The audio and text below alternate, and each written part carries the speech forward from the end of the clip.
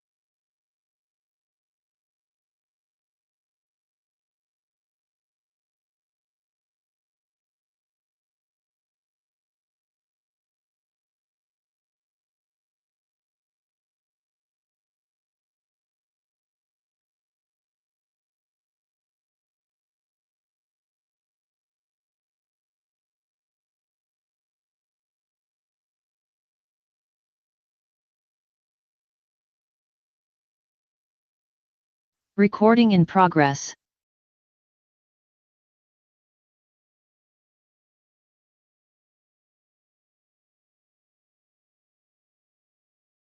Recording stopped.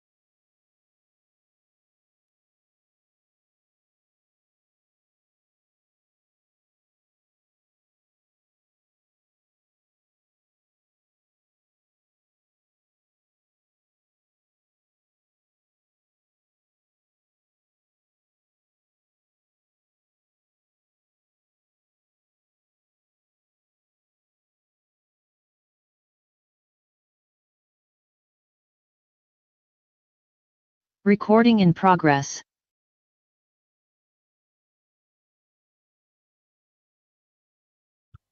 Thank you very much.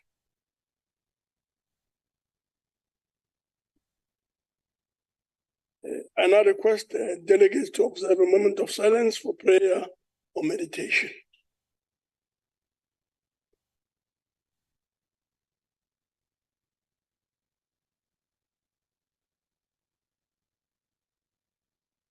Please be seated.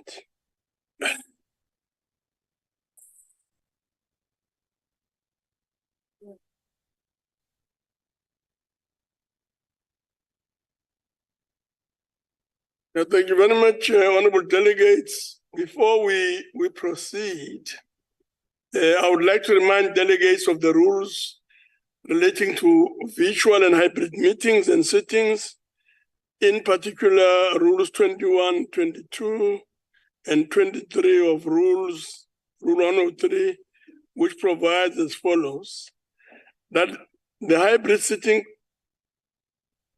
constitutes sitting of the National Council of Provinces, that delegates in the hybrid sitting enjoy the same powers and privileges that apply in the sitting of the National Council of Provinces, that for purposes of the quorum, all delegates who are logged on to the virtual platform shall be considered present, that delegates must switch on their videos if they want to speak.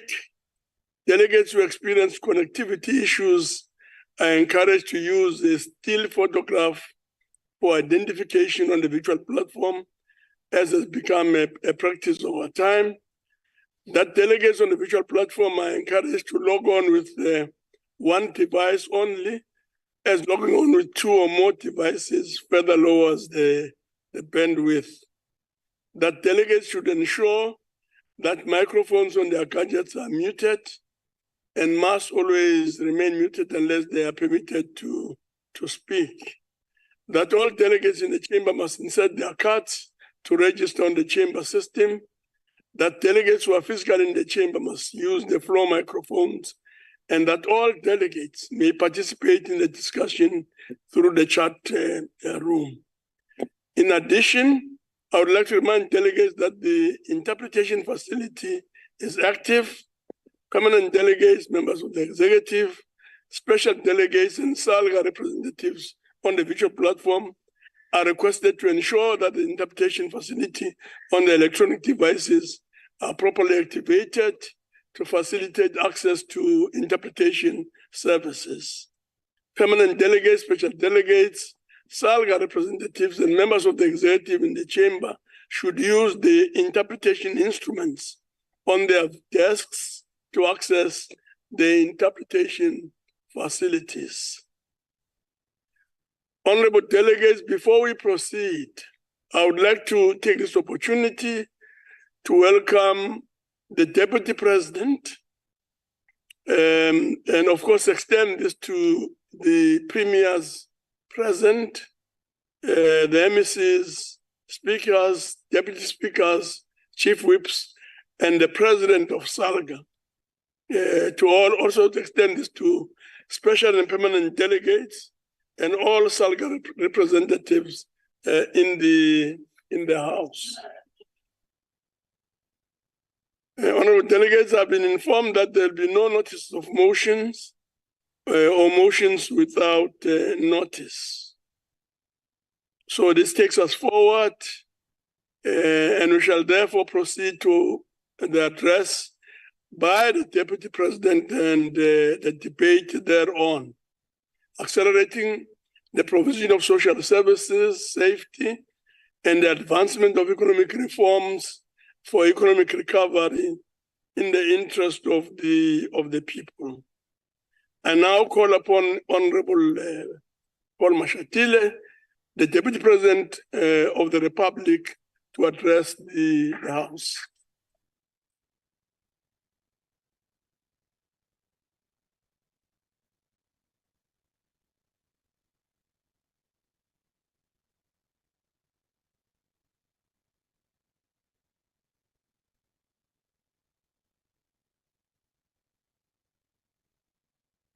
Chairperson of the NCOP, Mr. Amos Masondo, Deputy Chairperson of the NCOP, Ms. Sylvia Lucas, Chief Whip of the NCOP, Mr. Seiso Mohai, Premier of the Eastern Cape, Mr. Oscar Mabuyani, the Acting Premier of Limpopo, Mr. Charlie Sikwati, the Acting Premier of KwaZulu-Natal, Ms. Noma Gugu Simelani, and other premiers that I may not have seen. I haven't seen Ms. Simelani, but I'm told she was going to be here. Oh. Oh.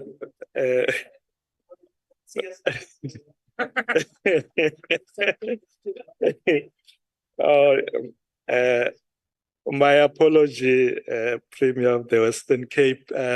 I kept looking who's here, but you are also acknowledged. Let me acknowledge all leaders from provinces who are here. Leaders, the leadership of SALGA, led by its president, Ubabu Beki Stofile. Honorable members, compatriots, today we stand on the shoulders of a great giant, former President Nelson Rolihlahla Mandela, who left us exactly on this day 10 years ago in 2013. On an occasion such as this, we recall his wisdom and tenacity in fighting the apartheid system and dedication to building a united, non-racial, non-sexist, democratic and prosperous society. We do not only recall, but rededicate ourselves to the vision of a founding president, of our founding president, that of building a better life for all. It is therefore a great honor to deliver this annual address to the National Council of Provinces on the last sitting of this sixth administration, despite it being my first annual address. While this moment mirrors the end of the sixth administration, it also provides an opportunity to reflect and contemplate the future of governance in South Africa and the nation. It is therefore appropriate that you have a theme for this address and debate: the indispensable agency, accelerating the provision of social services, safety, and the advancement of economic reforms for economic recovery in the interests of the people, close quote. As the theme suggests, the current situation required immediate prioritization and acceleration of providing essential services, ensuring individual safety, and implementing comprehensive economic reforms for a swift recovery. These measures are crucial for a sustainable and prosperous future for our people and all the people of our country through social policy transformation.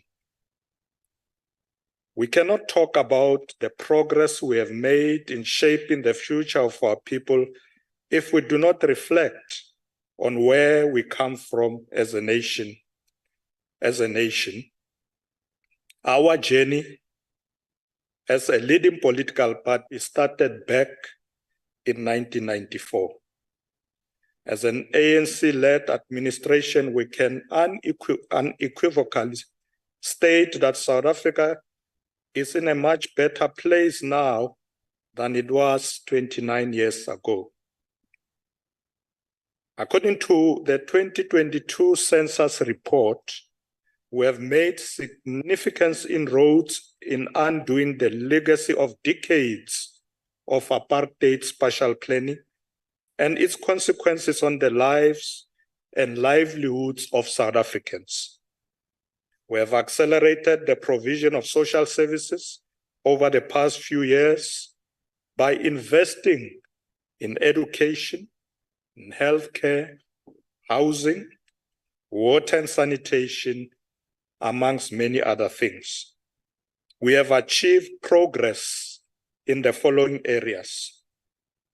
Children have had more access to learning opportunities, with 6 out of 10 children aged 0 to 4 years having access to some form of early childhood development. The percentage of persons aged 20 years and older who completed secondary education more than doubled from 16.3% in 1996 to 37.6% in 2022. The prevalence of disability has declined from 7.4% to 6.0% between 2011 and 2022. In 2022, over 82.4% of households in the country had access to piped water, either inside their dwellings or inside their yards. Access to electricity has risen to 90% of the country's residents, up from 58% in 1996. Although this is expected as standard practice, the progress achieved in recent years indicates that efforts to ensure adequate access to social services has been accelerated. Honorable Chairperson, we cannot overemphasize the above progress and other significant inroads of that our government has made in changing the lives of our people for the better, without acknowledging the contribution of Parliament, especially the role of our delegates in the National Council of Provinces, which is constitutionally mandated to ensure that the interests of our communities, where they reside, where they live, are well represented at the national level. Parliament has put in several mechanisms in the rules of the National Assembly, the National Council of Provinces, and joint rules of Parliament to ensure that the executive is held accountable. Some of these mechanisms involve questions for oral and written replies by the executive, oversight visits, public participation in legislative processes, and also the NCOP Provincial weeks, which the NCOP does to visit provinces and engage.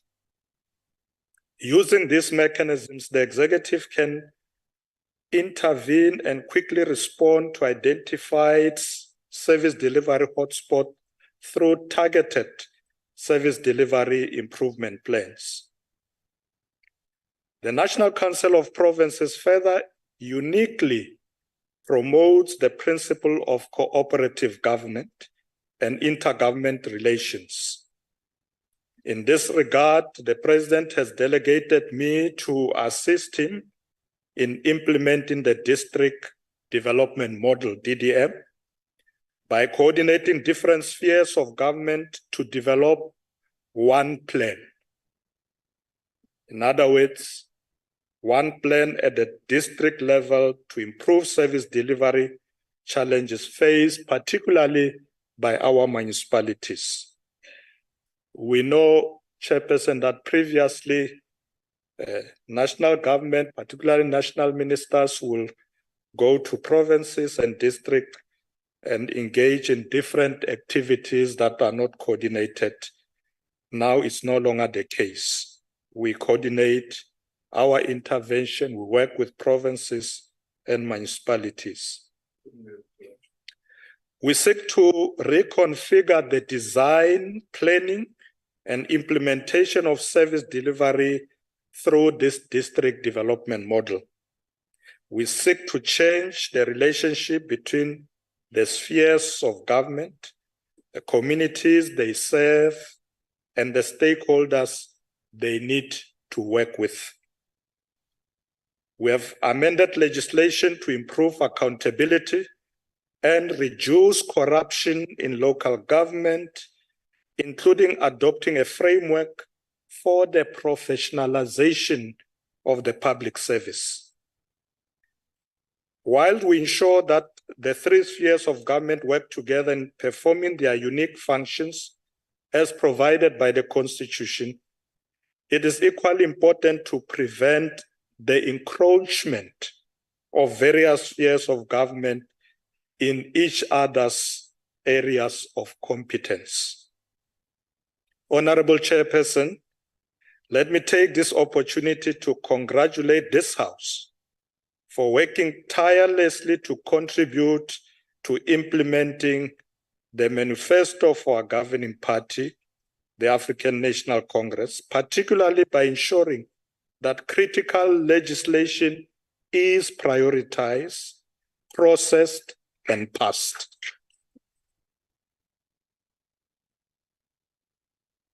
As of the 24th of November this year, 2023, the sixth Parliament has passed 119 bills from 2019 to date. In our view, Parliament has done very well in processing priority legislative proposals, particularly considering interruptions by the July 2021 unrest, the unfortunate banning of the National Assembly, and also the effects of COVID-19 pandemic.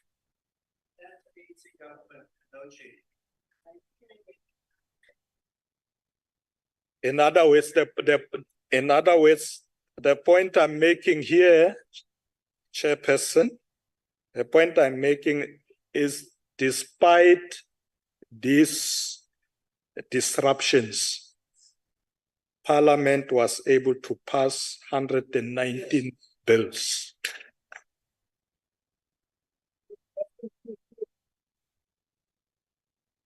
On the 29th of March this year, with 2023, Cabinet approved 42 bills in the 2023 legislative program. And as of Friday, the 25th of November, 2023, 22 bills have already been introduced to Parliament.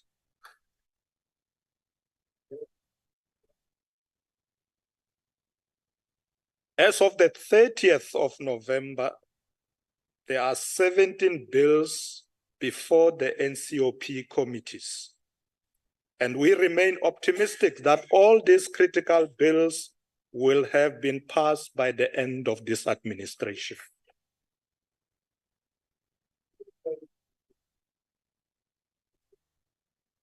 As part of our delegated responsibility as the leader of government business in Parliament, will continue to engage presiding officers of Parliament, particularly the chairperson of the NCOP, on several critical matters of executive accountability and those relating to the processes of key legislation.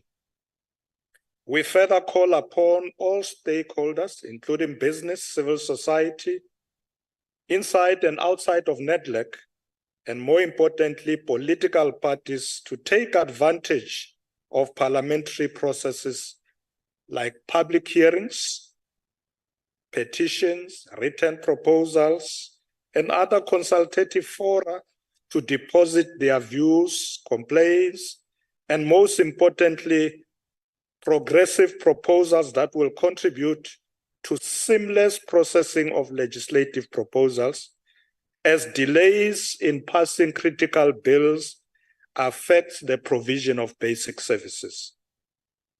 Honorable Chairperson, the sixth administration committed to transforming the economy along a developmental growth path to create decent jobs.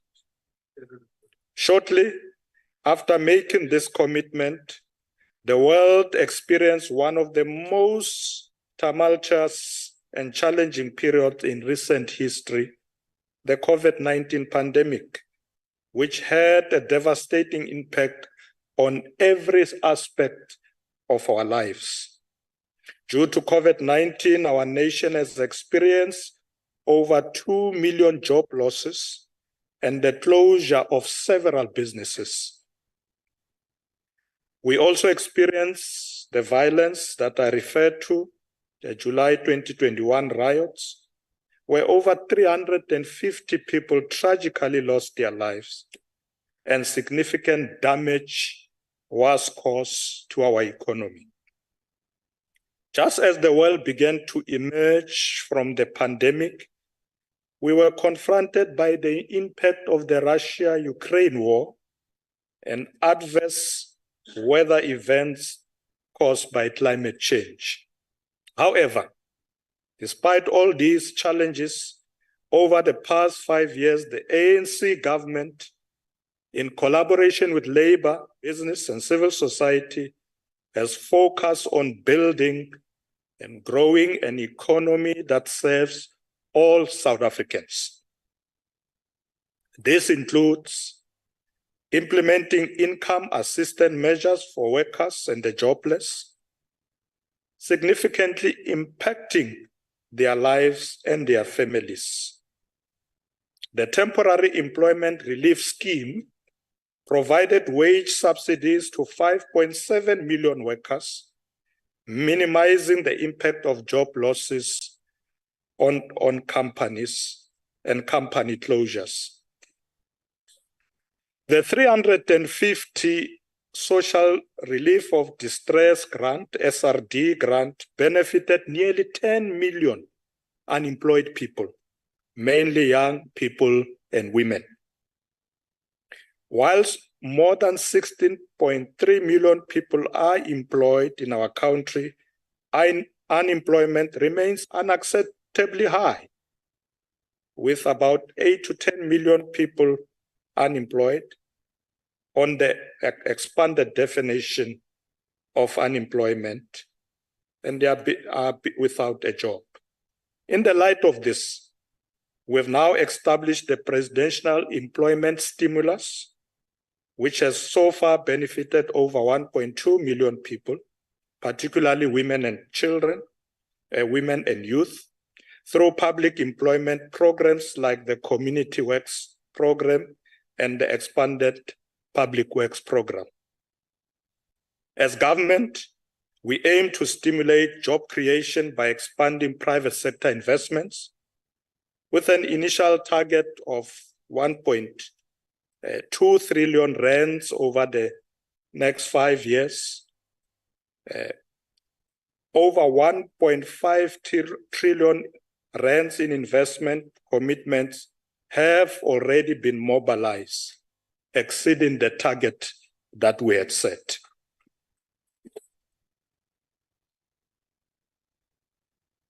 Many of these investment pledges translate into real jobs and accelerate economic recovery in the people's interests. Honorable delegates, load shedding remains a stubborn challenge in our efforts to grow the economy. Load shedding has adversely affected the economy, people's overall quality of life, and the safety and security of our citizens. To this end, the ANC-led government continues implementing the Energy Action Plan to end load shedding and achieve energy security. And the plan includes 5 key pillars. One, fix ESCOM and improve the availability of existing supply. Two, enable and accelerate private investments in generation capacity. Three, fast-track the procurement of new generation capacity from renewables, gas, and battery storage. Four, unleash businesses and households to invest in rooftop solar. And five, but the fifth one, fundamentally transform the electricity sector to achieve long-term energy security. And I'm sure the ministers responsible for energy will elaborate on this early in the year, what they are doing, including the Ministry of Public Enterprises that is already setting up a new transmission company. So that is already in place. Honorable Chairperson, we remain unwavering in our commitment to opening the doors of learning for everyone. We have, for example, made significant strides in enhancing early childhood care, providing nearly 100% attendance for children until the age of 15 years. The number of learners who pass matric has increased from 78% in 2019 to 80% in 2022.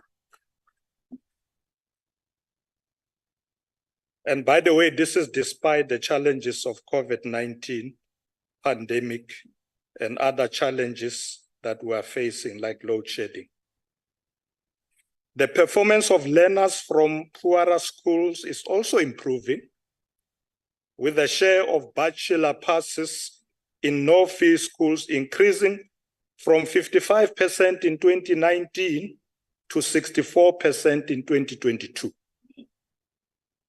The number of students receiving NSFAS funding from poor and working class background has also increased from 580,000 to 770,000 between 2018 and 2021.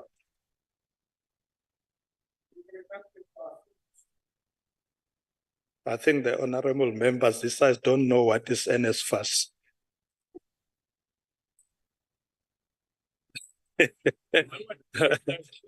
we need a workshop for that. Yeah.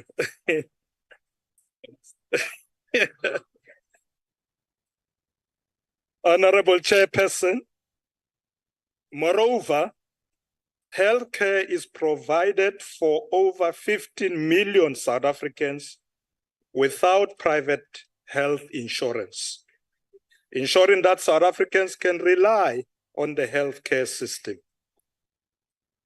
To improve access to healthcare through the focus on primary healthcare, the ANC-led government has constructed 1.749 clinics and 56 hospitals since 1994 to enhance primary healthcare access.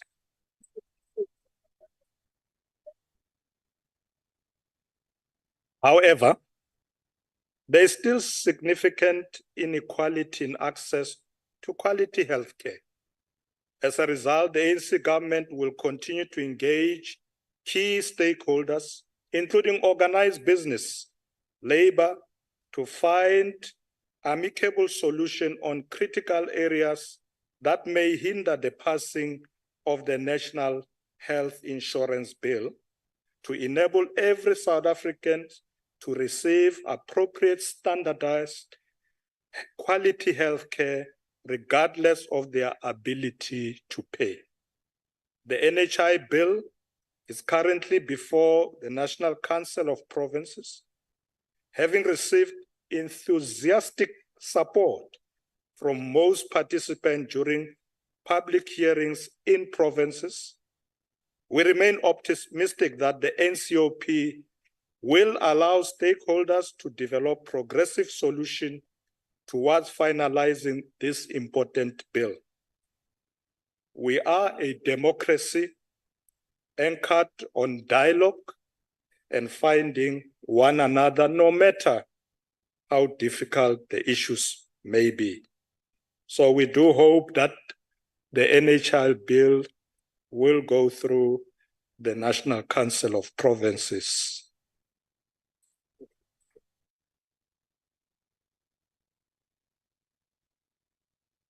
Or should I say, we remain hopeful that the NHI bill will go through the NCOP as planned.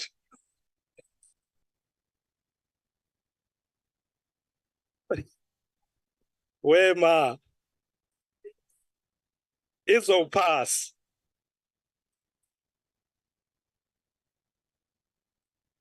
It will be passed. Thank you very much. Honorable Chairperson, nearly 18.6 million South Africans, up from 2 million in 1999, receive social grants, including 8.4 million people receiving the 350 monthly social relief of distress, SRD grant, introduced for the unemployed during the COVID-19 pandemic. Whilst there is widespread support for the social relief of distress grant, there are concerns that many deserving people are excluded from the grant and that the value of SRD has not kept up with inflation. As the ANC government will tackle these exclusions and ensure that the value of the grant is reviewed. Honorable delegates, in 1994, only 6 out of 10 South Africans had access to clean, drinkable, or drinking water. That figure has increased to nearly 9 out of 10 South Africans. Today, 2 out of 3 South Africans have access to flush toilets, and 8 out of 10 have improved sanitary facilities. These measures have enhanced millions of South Africans' quality of life and dignity. We remain committed to eradicating the indignity of bucket toilets, with a number of municipalities or municipal bucket toilets declining from 230,000 in 2004 to now around 43,000. So this is quite clear that we can eradicate this. Coming from where we were to 43,000, I'm sure very soon this will disappear from our communities. Chairperson, as we meet here today, we are aware of the impact of crime on the lives of our fellow citizens. We all need to feel safe in our homes, schools, workplaces, places of recreation, but also in our streets. We reiterate that gender-based violence has reached crisis proportions, affecting every community and touching the lives of many families. On the 25th of November, I was honored to launch the 16 Days of Activism campaign on no violence against women and children. Various actors have made concerted effort, including the National Men's Parliament through the Takuan Reime program, which fosters discussion amongst men about dealing with the scourge of GBVF in our communities. GBV and femicide, along with high levels of crime, pose a severe threat to the freedom and dignity of South Africans. The development of the comprehensive national gender-based violence and femicide prevention and the integrated femicide strategy framework signal a holistic approach to turning gender-based violence tide. Subsequently, we have strengthened the response of our criminal justice system to GBVF and improved the support provided to survivors through legislative reform, increasing the number of places of safety and a range of other mechanisms. In broad efforts to prevent crime, government continues to invest in the upgrading and building of police stations, as well as the purchasing and maintenance of vehicles. There is also a move towards greater use of technology for crime prevention, including surveillance cameras and drones in public spaces. During this past financial year, 10,358 new South African Police Service members were enlisted, thus enhancing the capacity of the South African police services to fight crime. The security cluster is taking action to deal with the scourge of illegal mining that destabilize and terrorize our communities and undermines our economy.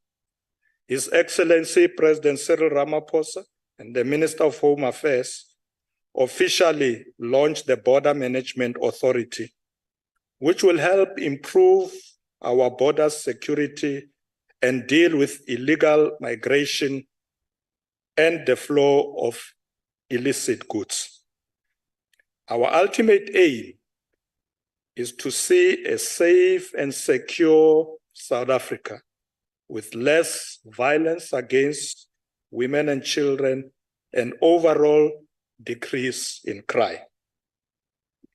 Honorable Chairperson, steps have been taken to strengthen the link between the ordinary people on the ground and state institutions at all levels of government. South Africa has since 1994 consistently held regular, free and fair elections.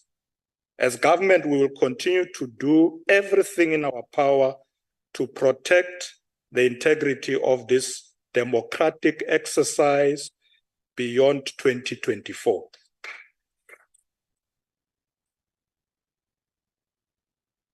We have also introduced measures to tackle state corruption and patronage, including oversight visit by parliament and legislatures, spot checks in departments, investigation by our Chapter 9 institutions, and measures such as lifestyle audits of public servants and stopping public servants from doing business with government. Having strengthened the audit process over the years, we have seen significant improvements in municipalities, provinces, and various other institutions obtaining clean audits. Considerable strides have been made in the Eastern Cape, KwaZulu-Natal, with other provinces also performing better. The fact that clean audits are increasingly being obtained is commendable indeed. Clean, ethical, transparent governance is the bedrock of strengthening social services and accelerating development. Honorable Chairperson, on the 15th of March this year, the National Assembly passed the Prevention and Combating of Hate Crimes Speech Bill. The NCOP Select Committee on Security and Justice recently adopted the committee report on the Prevention and Combating of Hate Crimes and Hate Speech Bill. The finalization of this bill will mark a significant step towards the protection of all South Africans against hate crimes and hate speech, particularly those based on race, ethnicity, gender, and sexual orientation. As I conclude, Honorable Chairperson, the National Council of Provinces is critical in strengthening democracy in our communities towards an equal, prosperous, non-racial, and non-sexist society. We should all work together to address the collapse of many municipalities, which has had a devastating impact on citizens who must daily deal with sewage spills, water shortages, uncollected garbage, countless potholes, unmaintained cemeteries, and inaccurate billing systems. I urge you, the NCOP, to continue playing your part to ensure that provinces, municipalities are given an influential voice in the national legislative process so that we can work together to build a better country. Thank you very much. Siyabonga. Inko. Thank you very much, Deputy President. Yes. We'll now proceed. We will now proceed to Honorable Mohai.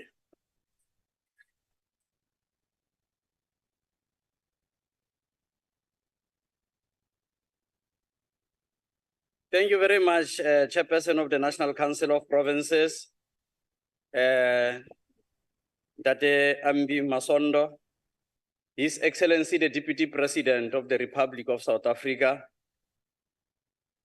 Honorable Paul Mashatile, the Premier of the Eastern Cape, Oscar Maboyane, the Premier of the Western Cape, Honorable Wende, and the Acting Premier of the province of Limpopo, and Date Charlie Squati, and as well recognizing all others who are in the system. This is a hybrid system. We should not take it for granted. There are many others that are logged into the system. The annual address, and the president of SALGA, it's important that the NCOP is the intersection of the intergovernmental system, national, provincial, and local sphere of government. President of SALGA, Date Stofile, and honorable members. I really want to extend the greetings in the name of the National Council of Provinces. The annual address by the Deputy President, who also, it is his inaugural address since the Deputy President took office. So it's an important one. It's a significant address to the National Council of Provinces in order to debate progress, interventions required to create a better life for all. The Deputy President has cached progress, where we come from, where are we, what are measures that constitute a decisive movement forward. So it is important. This address is befitting of the occasion today. Honorable Deputy President, we rise as the African National Congress in this debate this afternoon to communicate to our people and the world the message of hope about the measures of our government, which our government continues to take for economic recovery, reconstruction and development in the post-COVID-19 period and into the future. We do this with great sense of pride. The latest report of the International Monetary Fund has singled South Africa as the only country in Africa that has surpassed the pre-COVID-19 in terms of economic recovery. We are indeed also humbled by the fact that many development finance institutions have singled South Africa's economy as the most resilient, both during and post-COVID-19. This is the story of hope to convey to our people. We would follow on your footstep, Deputy President, when you give this account. We do this, Honorable Deputy President, with no slightest intentions to exaggerate our successes, neither to conceal our challenges and failures, but to tell the truth, even if it coincides with our adversaries. We note, however, with concern the persistence of unemployment, especially among the youth of our country and women as the majority in our society. To address this challenge requires fundamental restructuring of our economy into a competitive edge in the global economy. The coronavirus pandemic has resulted in the deepest global economic recession experienced since the Second World War due to the disruptions of global value chains and measures undertaken by governments. We significantly reduce economic activities to contain the spread of the virus.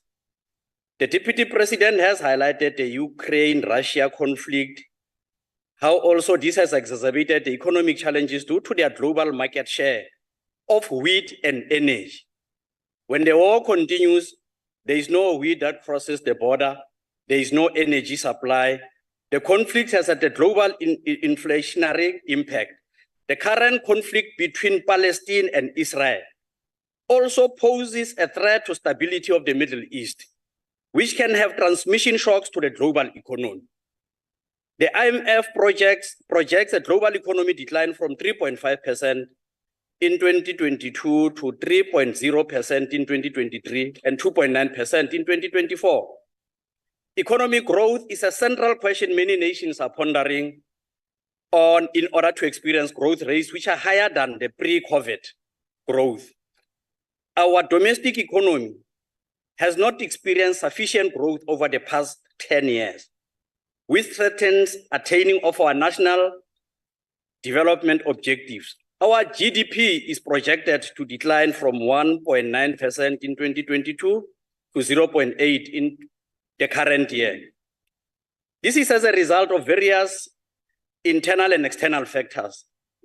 The demand and supply constraints in the economy continue to impact economic growth.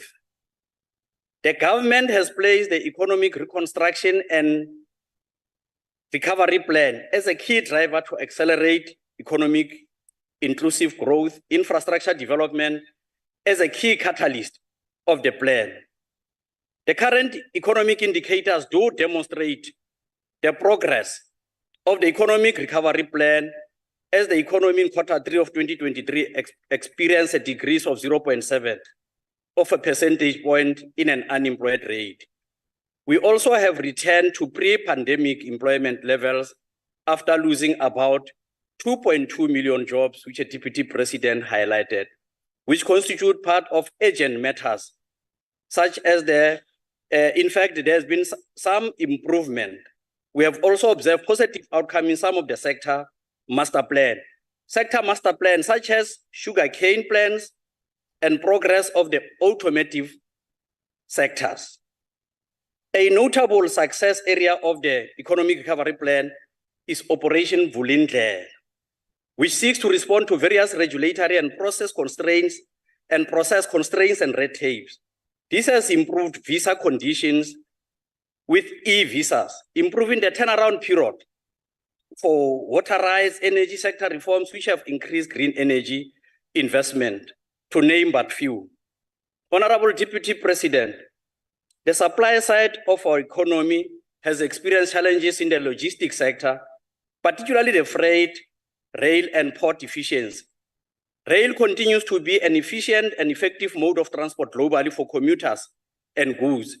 Our focus on rail transport and harbors should be located within a long-term trajectory, which seeks to increase the transportation of goods through rail in line with policy of moving goods from road to rail, lowering transport costs and ensuring efficiency, which will enhance competitiveness of economy and lower the cost of transport for the citizen.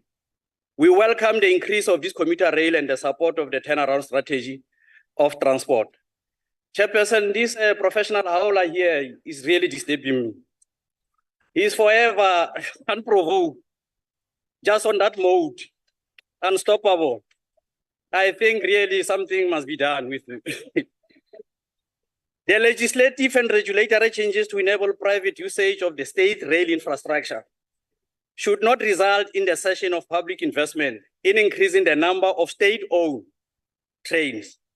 One of the major constraints undermining our economic recovery, the Deputy President has highlighted, is the electricity crisis.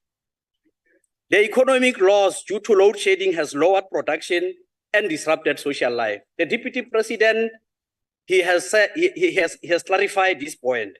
We welcome the dedicated focus on this crisis through the work that the Minister of Electricity is doing that continuously would yield results. We welcome escort debt relief bill intervention, which will enable the entity to be financially sustainable.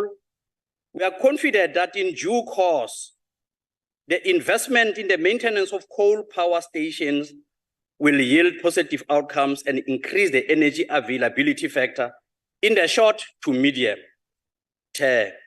In the medium to long term, the rapid increase in investment in green energy will further guarantee energy security, and our strategic focus should be attainment of low-cost electricity, which will have a positive impact on the efficiency of our economy and stimulate the industrialization. Another key important sector is the strategic economic input is fuel. The increasing cost of living is also triggered by increasing cost of fuel, which also has inflationary pressure on the economy. BRICS and expansion offers opportunity for country to make meaningful partnership on oil to reduce fuel cost. Honorable Deputy President, the context is within which our recovery is implemented will continue to impact our economic recovery plan. Still, there are fundamental aspects which require a focused approach to tackle the systemic and structural impediments to the economic transformation and inclusion. Our country remains the most unequal, and asset ownership is concentrated within few, and the income inequality gap is also unjust. I hope you make your regular howling. The fact that many of our economic sectors are concentrated with few dominant players has an impact on the ability of the economy to redistribute resources equitably and to enable those who are marginalized in the economy to participate in different economic sectors.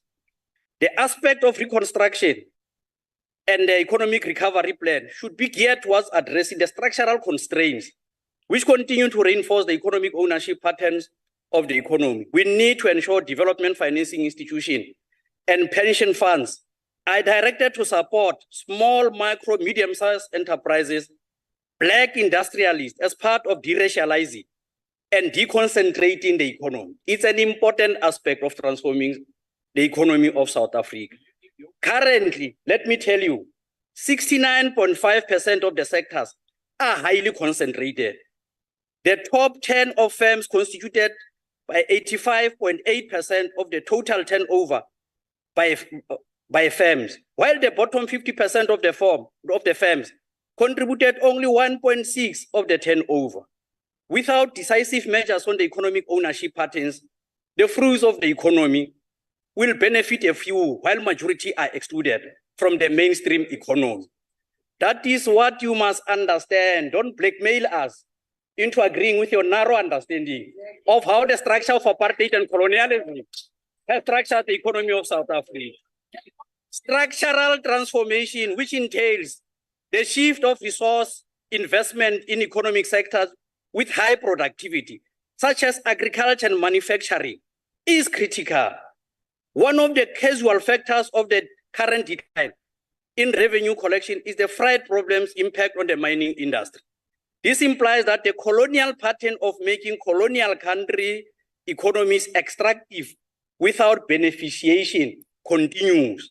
Our efforts for beneficiation remain critical in growing the economy and creating quality jobs. The government needs to target, yes, you avoid real issues, the mainstream transformation as well of the mainstream economy. The government needs to target strategic minerals for beneficiation.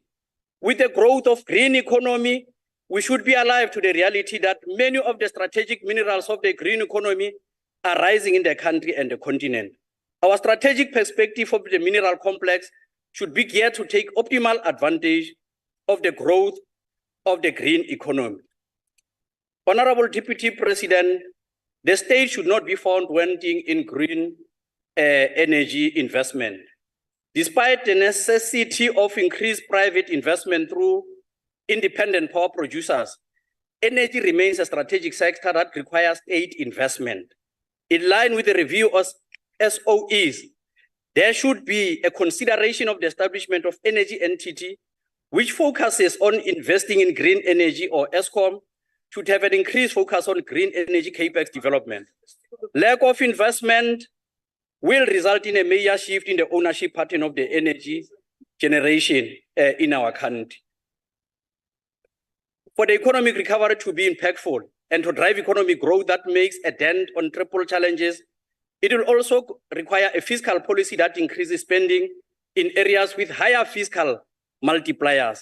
And our monetary policy should support these development objectives.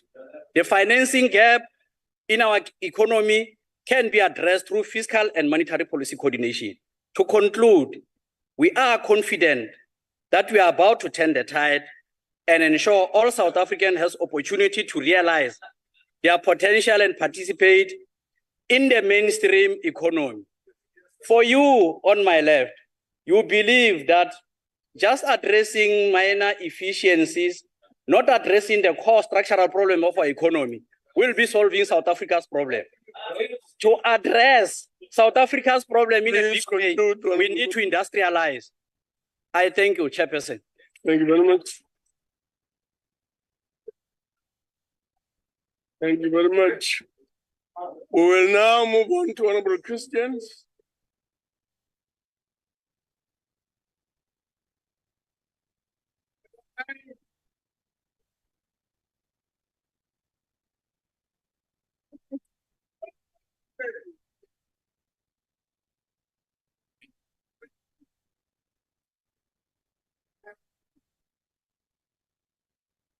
Thank you, Honorable Chairperson. Honorable Chairperson, today, as we gather to address the very critical issues facing our country, we find ourselves at a crossroads, a moment that demands not just reflection, but urgent and decisive action. Today's annual address by the Deputy President of the Republic of South Africa serves as an invaluable opportunity to assess the state of our country, particularly within the context of accelerating the provision of social services, ensuring safety, and advancing economic reforms for much needed recovery. Chairperson, our country grapples with a dire economic situation, a crisis exacerbated by the failures of this ANC government, thrusting the majority of South Africans into a cost of living crisis. As we delve into the multifaceted challenges we face, from a weakening rand and fiscal crisis to poor governance and misdirected economic policies, the grim reality demands more than the empty promises and unfulfilled commitments we witnessed in President Cyril Ramaphosa's State of the Nation address in February 2023. Now, Chairperson, acknowledging the deepening poverty and inequality caused by the rising cost of living, the President's words have rung hollow as tangible progress remains elusive. The pledge to provide a minimum level of protection for all South Africans seem more like a rhetorical flourish considering the glaring disparity between promises and actions. The failure to address the escalating crisis of load shedding, directly impacting the livelihoods of millions, reflects the government's ineptitude to ensuring the safety and well-being of all its citizens. The President's assurance of urgent measures to mitigate the impact of load shedding on food prices is yet to materialize, leaving many South Africans grappling with the harsh reality of increased living costs.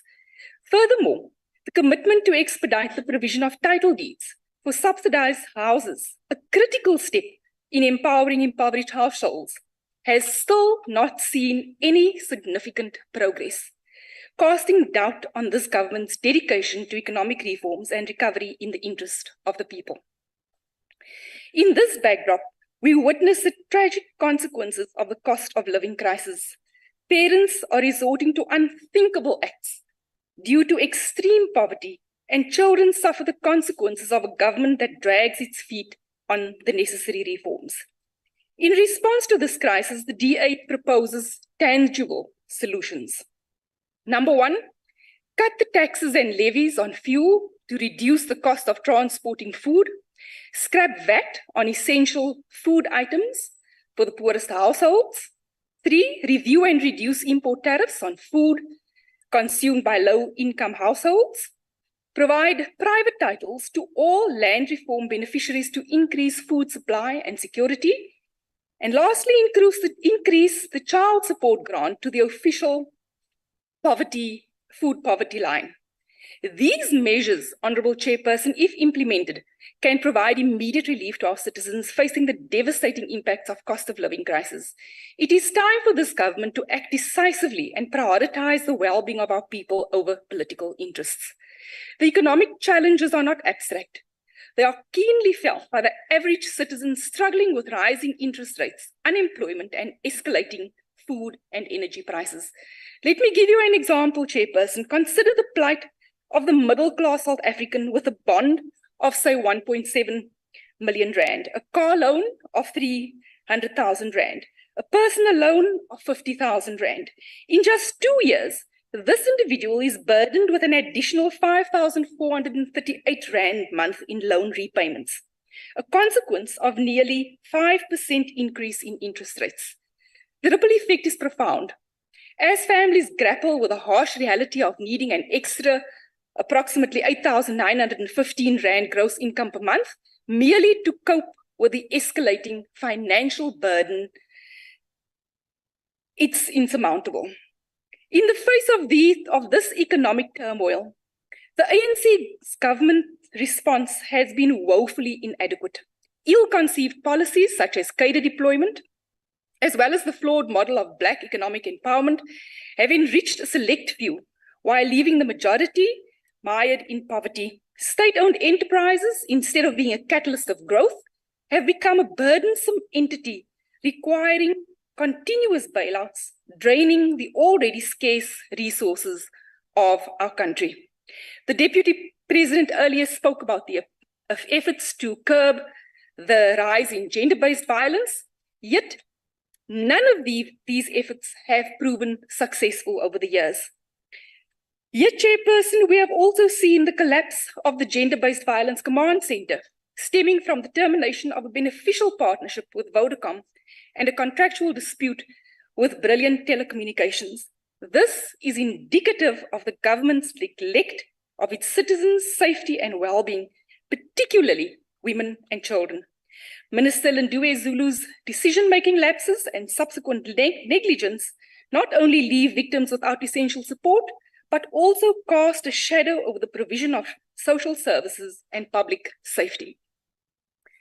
This failure undermines the progress of economic reforms crucial for national recovery, adversely affecting the broader interests and the welfare of our people. The impact extends beyond the immediate concerns of gender-based violence, reflecting a systemic breakdown with repercussions for social development as well as economic advancement. As we grapple the economic downturn, the ANC government's lack of urgency and foresight is disheartening. The proposed solution by the Democratic Alliance, including tax cuts on fuel, VAT adjustments on essential food items, and increased support grants, present a tangible path forward. However, their implementation requires a government willing to prioritize the needs of its people over political considerations. The deteriorating state of social services, safety, and economic advancement demands immediate attention, Chairperson. The ANC government's ineffective economic policies have led to a significant underperformance of our economy, with growth projections consistently falling short. The fiscal management is evident, as exemplified by the ongoing fiasco of state-owned enterprises and the overspending that now accounts for 20% of total government revenue. Looking forward, it is clear that the next 5 years in South Africa will be a rough ride if we continue on this trajectory. The ANC government's failures in local government, state-owned enterprises, and national accounts have set a precedent. And without meaningful reforms, this situation is poised to worsen. The gravity of the situation demands collective action. We cannot afford to let our beloved country descend further into economic despair. The proposed interventions by the Democratic Alliance, coupled with a commitment to good governance, coupled with policies that genuinely uplift all South Africans, offer a glimmer of hope. Deputy President, a few weeks ago, you were in the House. You assured me that the elderly in my constituency would receive their September grants. Despite communication between your office and the Social Development Department, they have not received anything as yet. This raises serious concerns about this government's commitment to care. Chairperson, let this debate not be a mere exchange of words, but a catalyst for change. The people of South Africa deserve more than empty promises and ineffective policies. It is our collective responsibility to hold this government accountable, demand meaningful reforms, and work towards a future where economic recovery, social services, and safety are not mere aspirations, but tangible realities for all South Africans. I thank you, Chairperson.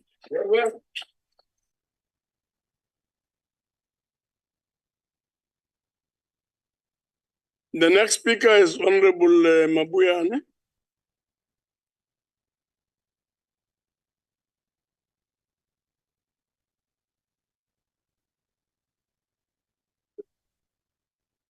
Thank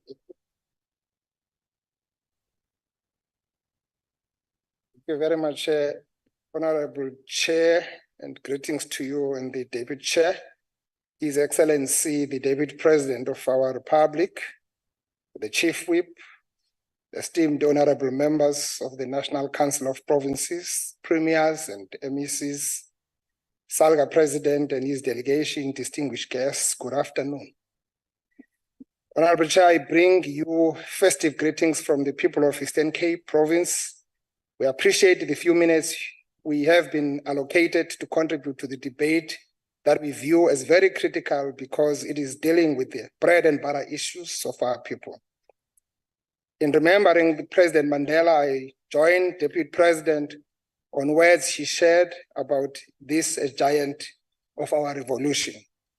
In contextualizing the topic of today, Honorable Chair, allow me to quote our late president when he said, and I quote, "It always seems impossible until it is done." The topic, as it has been indicated, says accelerating the provision of social services, safety, and advancement of economic reforms for economic recovery in the interest of our people. This topic resonates deeply with our broad national developmental agenda, aptly known as NDP. In NDP, we envisage that by 2030, all South Africans should have a decent standard living.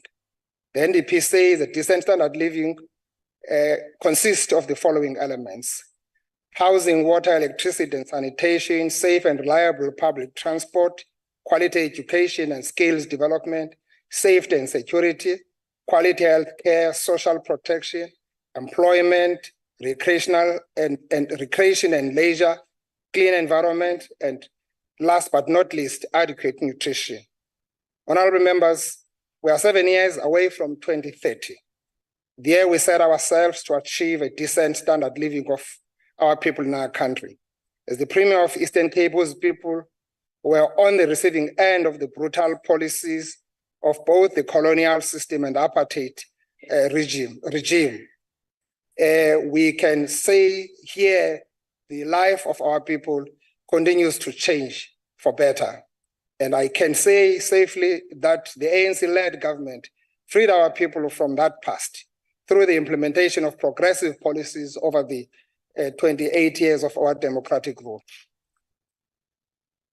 The point I'm making, Honorable Chair, is affirmed by the statistics South Africa in the census of 2022 as articulated by the Deputy President here. Indeed, the lives of our people have changed. In 1994, sanitation access was at 64%. This has increased to 96% in 2022.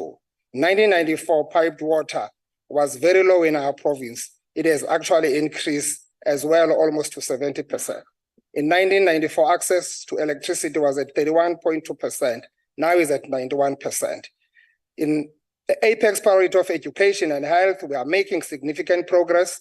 In 2021, life expectancy was at 54.9% in our province, and this has improved to 66% in 2022. In 2011, our matric pass rate was at 58.1%.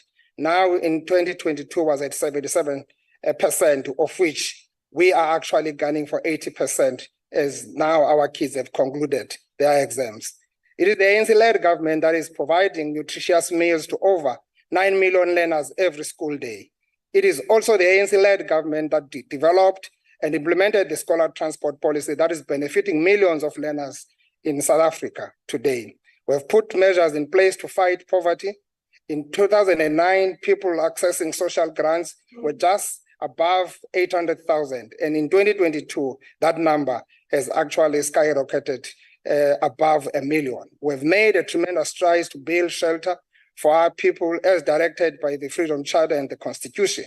In 2011, the Eastern Cape had the lowest proportion of people living in formal dwellings in the country at 63.2%.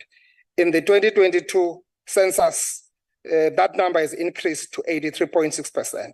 That is an increase of 20%, which makes the Eastern Cape the only province in the country that has recorded a higher percentage of formal dwellings in the past 10 years.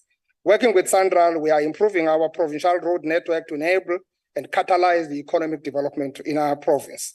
Crime remains our biggest challenge, Honorable Chair, that we are confronting as we do everything in our power to thwart it.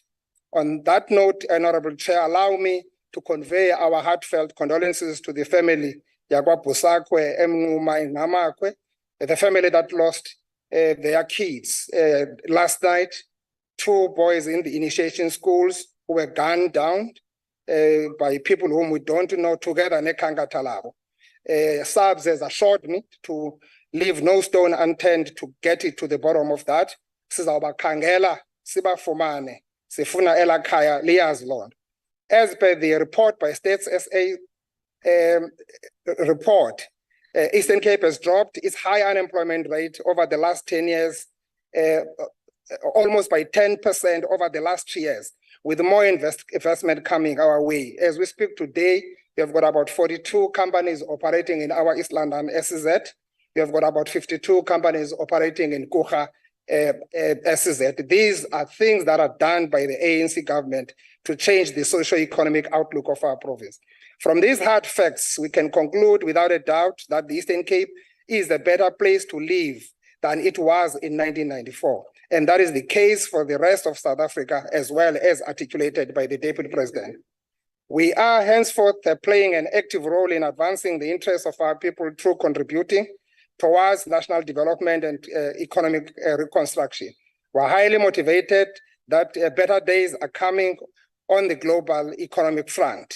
We want peace in the world. We don't want war in Russia, Ukraine. We don't want war in Palestine, as well as in Israel.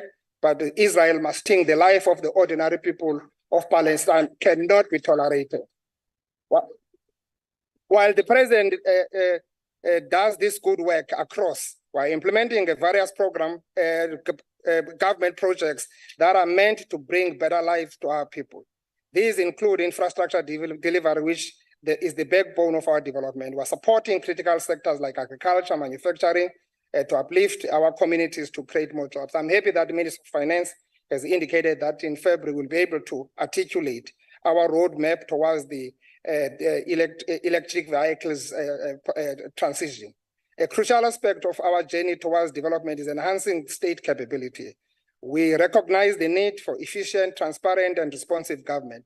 DP has said the Eastern Cape is one of those provinces that has recorded high number of clean audits. We are said it to be number 2, but number 2 to what I'm not sure, but we're number 1 as Eastern Cape on clean audits. We're doing that work.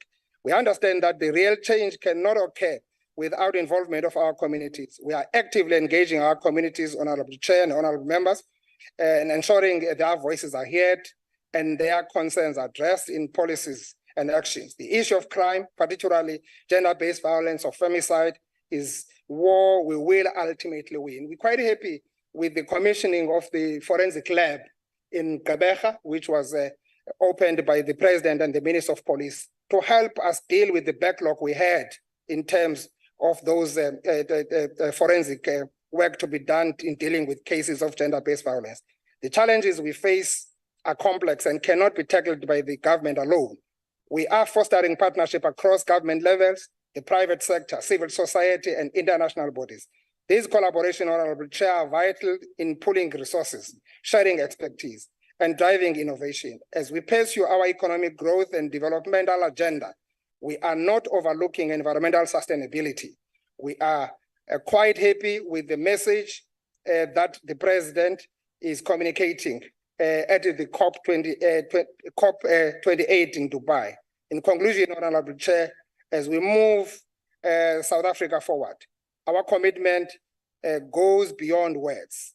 It's a pledge to action to build South Africa that is prosperous, equitable, a united country, and a sustainable for future generations. No space for opposition. Come 2024, we will show your way. Thank you very much.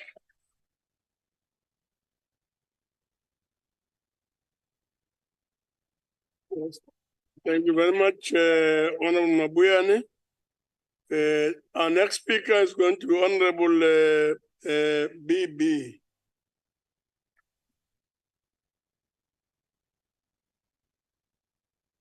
Ngibonge sifelo wendlu ngibingelele kusekela mongameli osivashele kulendlu namhlanje ngibingelele futhi usotswebhu wethu omkhulu la kuthina namhlanje kanye nondunankulu ola abakhona namhlanje kanye nama MECs esinawo ngingawakhohla kanjani ama special delegates bakwethu esinawo namhlanje ngokukhethekile awakwaZulu Natal umhlonishwa uNtombela nomhlonishwa uGavenda bese ngibulise ozakwethu esinabo namhlanje. Ngiyabonga sihlalo ngokuthi ngibe ingxenye yale nkulumo mpikiswano yanamhlanje enohlonze emnandi kakhulu.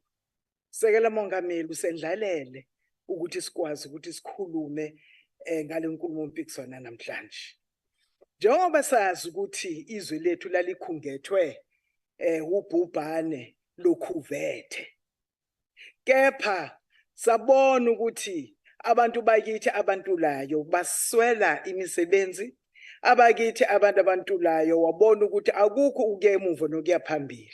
Kepha lo hulumeni wethu esinaye u-African National Congress bakwethu wakwazi ukuthi athole icebo lokuthi labo bantu baphile kubekho lento ekuthiwa phecelezi social relief of disaster ekwazile ukuthi abantu bakithi bakwazi ukuthi babuyise isidima ngalo leso sibonelelo bakwazile abantu ukuthi baphile impilo engcono ngako.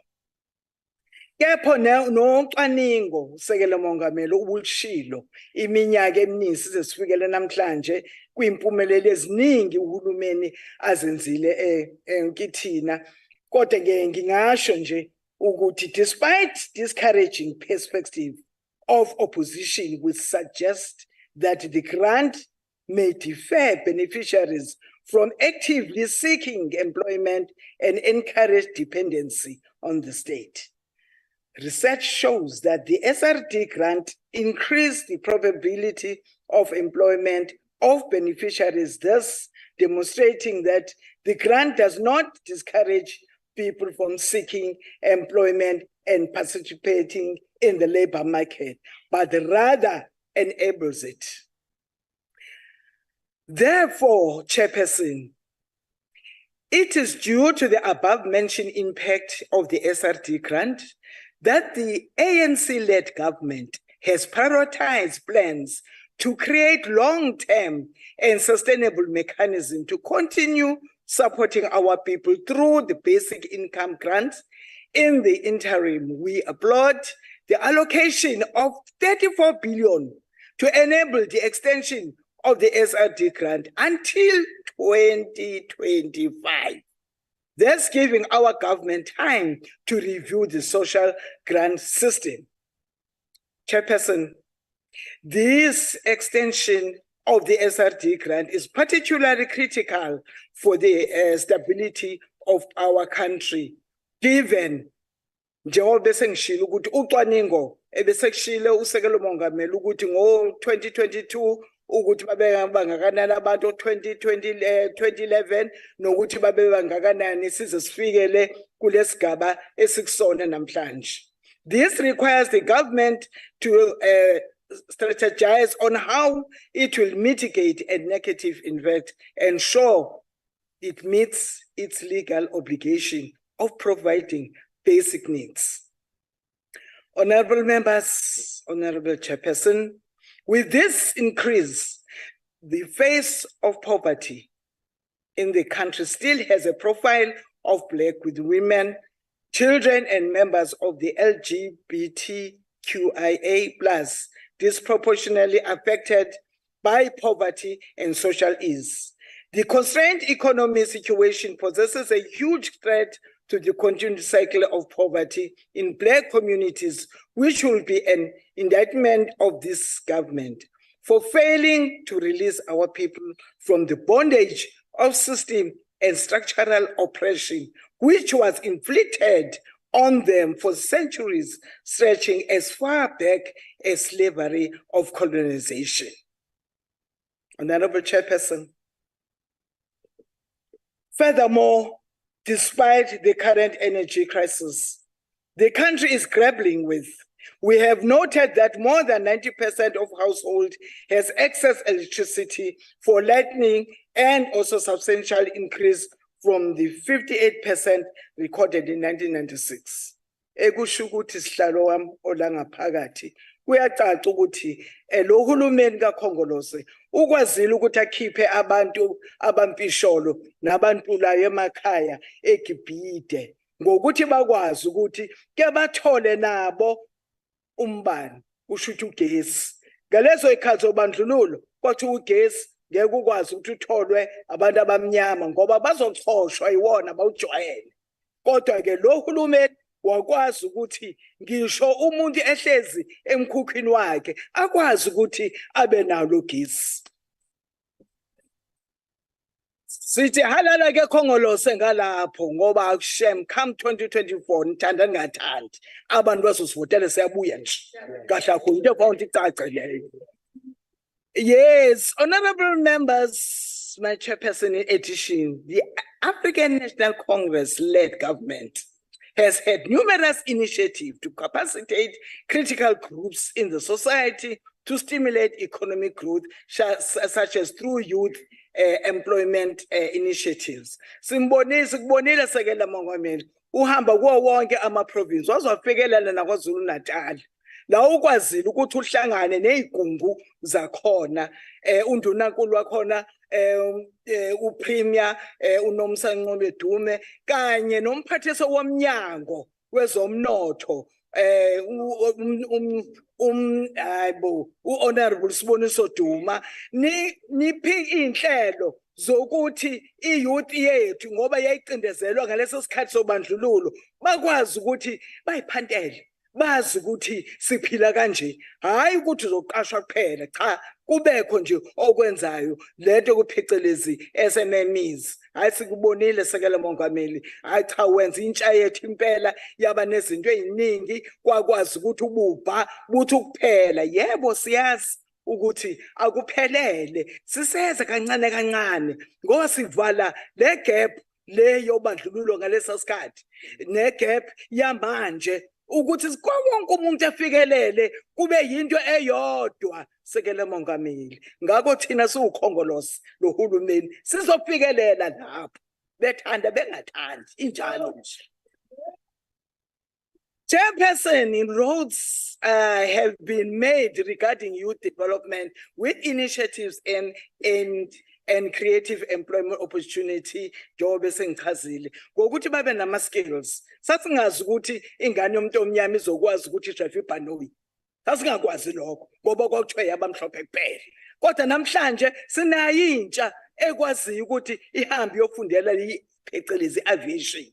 Namhlanje sesidrayiva ibona otakalane bethu abancane. We are very proud of youth namhlanje ikwazile ukuthi kuwo wonke lama initiatives eniwenzile sekela mongameli bakwazi ukuthi bakuthathele phezulu. Sikwazi ukuthi namhlanje sibe nesimo somnotho esinje. Siyazi uzothatha kancane kancane mongameli kodwa sizogcina sesifikile lapho phezulu. Stalo went with the practical skills and work experience they need and thrive in society. The progress in these initiatives is evident in more than 250,000 young people being reached through the National Pathway Management Network, as well as over 131,000 young people supported to access earning opportunities. Ngicela lapho sihlalo wami ngoba ngifuna kwazeke ukuthi lo hulumeni oholwa ukhongolose ubakhathalele intsha uyikhathalele ngokuthi kubekho izinto eziningi ezazakakayo kanye nomama futhi ngokunjalo. Chairperson, in this it is also critical to emphasize the need of support njengoba kade ngishilo SMMEs laba kuma townships kanye kuma rural areas into engayizivele engakazi ukuthi yenzeke kulabo uhulumeni baphambilini ukuthi emakhaya nasemalokishini kube khona nje intuthuko wena obona nje izinto eziningi ezenzeke emadolobheni. Yonke into iyenzeka nasemakhaya, yonke into iyenzeka futhi nasemalokishini. Ngakho ke sithi phambili ke ngalohulumeni owenza izinto ezenzeka. Honorable members, Honorable Chairperson, our efforts towards providing a safety net for the poor and the vulnerable will continuously be undermined if we do not address the need to enhance our response and management capabilities and priorities climate change intervention. Njengoba sibona ukuthi i-climate change yona esishaya kakhulu ngoba abantu bakithi abazi ukuthi benze njani kuphi. Kodwa ngiyayiqhenya ngeKZN la ngiphuma khona ngoba bakwazile ukuthi kulolu siguquguquko lwezulu ukuthi bakwazi ukuthi babafundise abantu abasemakhaya ukuthi uma kunje kwenzeka kanjani. Ngakho ngijabule futhi kakhulu ukuthi bakwazi ukuthi kubekho ama programs about climate change ukuze kwazeke ukuthi abantu bazi izinto zonke lezi ezintsha ithina namhlanje ngoba phambilini izinto sasingazi lutho sazweshawe izulu njengabe indaba zalutho kodwa namhlanje siyakwazi ukuthi sikuthibe lokho ngoba sikufundisiwe ukuthi yenze. Ngikhuluma nje bonke bale eDubai kuyokhulunywa ngalombanda lo we-climate change bekusho ukuthi uyinto enjani. Siyaqala nje nokuzo zonke lezo zinto lezo ngenxa uhulumeni wenza umbimbi namanye amazwe ukuze sikwazi ukuthi asicobelele nathi sikwazi ukuthi isizwe sethu sihambe phambili. Ngakho ke enye into sihlalo wami ebhlungu kulokuzana kulo umhlaba esilokhuza kuwona kunalama disaster esinawo lezi inhlekelele esinazo esingazi uziqhamukaphi nalama heat waves esinawo ukuthi zonke izinto ziqhamuka kodwa siyethemba ukuthi laba bahambile bayale eDubai bazobuya sebezositshela kahle ukuthi zonke izinto zihamba kanjani ngoba sonke we are part of it. Indlela esiphila ngayo namhlanje kodwa sizofundiswa angabi njalo mawungama disasters no climate change ebese kuthiwa ukhongolose okwenzile lokho. No, angabi kanjalo. Bonke nazi ukuthi okwenzekayo isimo saphezulu. So nini opposition senibambelela lokho ukuthi ANC owenze lokho ama disaster afike naye nako konke akunjalo ngana kwethu. Nina vumani ukuthi ushintsho selikhona. Sikhona and we are not going anywhere. We must live with that. As we observe for the various national disasters that is struck by our country, we are there to learn. And it's a pity to whatever you learned, you never knew that uhulumeni womuntu omnyama is going to learn about it. This call for more investment in early disaster warning system, disaster preparedness, training and evacuation strategies, well as capacitating emergency response units and sufficient resources personnel. Sihlalo wami ungaphambili. As the African National Congress government, we have committed ourselves sizibophezele and made progress and strengthen our climate change response ngokuthi siqwashise njengoba sisaqwashisa namanje, reducing greenhouse emission, encouraging recycling, as well as prioritizing renewable energy. It is only through strengthening our response to climate change interventions that we will be able to effectively and sustainably provide social protection for the most poor and vulnerable in our society. In conclusion, sihlalo wami, although considering progress has been made to improve access to quality and affordable social and basic services, we continue to fall short because we have not reached the desired development levels. Siyawavuma amaphutha ethu, asikaze nje siwafake phansi kwetafula bakwethu. Wonke umuntu uyazi lokho, kepha siyalungisa, kuyabonakala futhi kuyalunga. The development of this beautiful nation in our collective responsibility, regardless of our political affiliations or sectors of society we serve.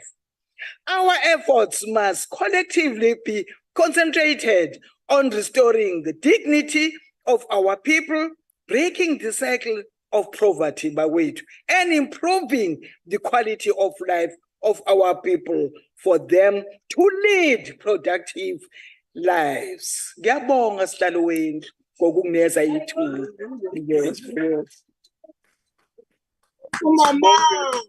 Thank you very much. We will now proceed to Honorable Makwala. Honorable Makwala. Thank you, Chairman of the NCOP. Let me take this opportunity to greet the Deputy President, the Premiers, members of the NCOP. First of all, I would like to also to greet the Premier of the stoop of 100 million there in East London in the Eastern Cape, while we are debating economic reform for economic recovery in the interest of the people. Chairperson, I also like to greet Mama B to say, you know, your political party, it's a party that if I was in a relationship with, you have been cheating for the past 30 years, but you still want another chance for South Africans to give you a chance. I don't know what kind of a relationship would that be in this state that we're in. Chairperson, the Deputy President, Mr. Paul Mashatile, in his annual address, did not demonstrate any meaningful achievements in relation to the provision of social services, safety, and advancement of economic reform for our people. This is a country where 18.2 million people are living in extreme poverty and suffering. This is a country where more than 7.8 million of its capable workforce cannot find jobs because the state, under its current leadership, cannot provide jobs. Employment is the most effective economic empowerment strategy for our people. More so for women, yet unemployment rate for women is 35.7%, which is higher than the national average.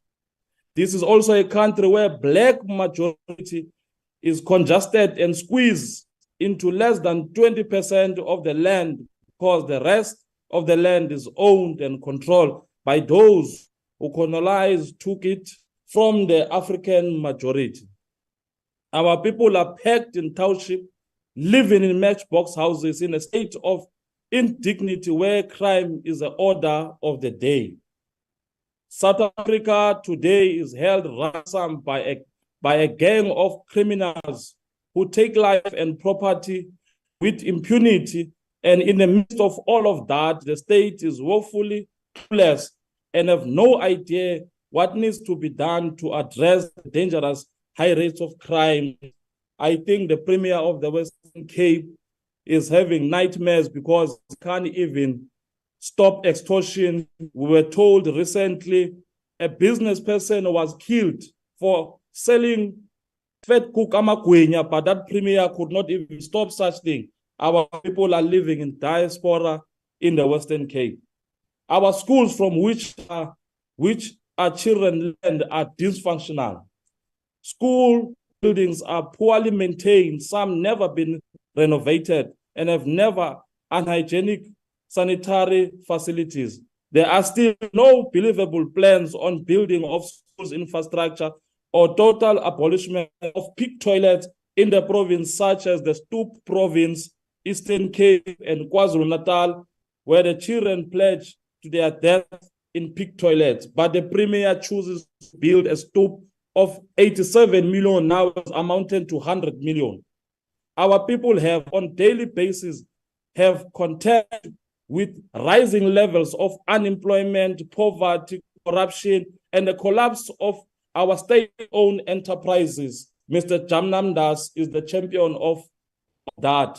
We are living in a permanent darkness due to the deliberation sabotage of ESCOM, which is now on its knees. They've came and brought a party pooper, Mr. Electricity, but nothing has been done. Our economy is just a consuming economy where we are unable to manufacture, produce even the most basic consumer goods and services, such as a mere cell phone, television, cars, clothes, and many food items. What a failed state we are in. South Africa is a state of crisis, a social crisis which threatens the stability of this country. Chairperson, the EFF on numerous occasions and platforms constantly presented a concrete plans with regards to the provision of social services and advancement of economic reform as we remain in shield for defenseless and champion of state-owned enterprises. We have on numerous occasions proposed the idea of state-owned banks. We made a call for state-owned banks because we know that Black people in this country are exploited every day and excluded from the economy. Our people are not able to benefit from the current banking system, which is only interested in gathering interest and not in uplifting the lives of our people. Chairperson, we need a state-owned bank that will have a developmental mandate and work for the common good of every South African, including poor, unemployment, and marginalized people. A bank that will also benefit domestic workers, street vendors, informal traders, and security guards without charging them abnormal rates. The Deputy President in his address also did not say anything about the nationalizations of South African Reserve Bank. You did not say anything about the establishment of a central bank that exists for the common good of every South African, including poor, unemployment, and marginalized. There is also no commitment made towards the agenda of giving our land back to our people. Our people still live in the apartheid reserves created by apartheid. Informal settlements, shacks in Kaili, Chanyanga, Danon village, and in Tanzania. Luckily enough, these two premiers cannot disagree with this because they've been premiers now for second term, but still, they have not taken out the people of Tanzania and given them formal houses, living on top of each other because they do not have land. We need to expropriate land without compensation, premiers of Western Cape and Eastern Cape. That is the only way we can restore the dignity of our people. We need to create jobs in this country that can only come about through a decisive state intervention of economy. We need to own mines, banks, and land. Don't be afraid of the white monopoly capital. Job creation will not come about under this administration, as Mr. Ramaphosa said it. It's not his responsibility to create jobs. This said by the president of a country whose unemployment is at the highest of the world. It can't be a small thing, Chairperson, to create a job. To all South Africans, our message is very clear and simple. The EFF is the last hope for jobs and service delivery. Not to Congo also always it is siyazama. You are even Mama B coming to say you have been blamed for climate change. It's because you are a cheat of the society. You can never be given another chance to rule this country. You have been given for 30 years, but you still want another 5 years to cheat our people, our youth sitting in township and not having jobs, opportunities, a mere smaller thing. We are the last hope for massive industrialization development to create millions of jobs. We are the last hope for free quality education for all, quality health care, sanitation, and better services. I hope these 2 premiers that are in the house, they would know that in Naisna and in Tembaletu, in the health system, there are 2 people who were 10 back. They've died because As you of conclude, their honorable member. incompetency in their health care. It's the same thing that the healthcare system in Eastern Cape is worse. As we conclude, Chairperson, we therefore encourage all South African, young and old, to register to vote. Vote for the economic freedom fighters in the upcoming 2024 election and get rid of this party that has been promising our people freedom for more than 30 years. I thank you. Thank you, Commissioner Magwala, to tell that Premier of Eastern Cape. Thank you very much. We'll now proceed to Well done, leader. Honorable Badenhorst.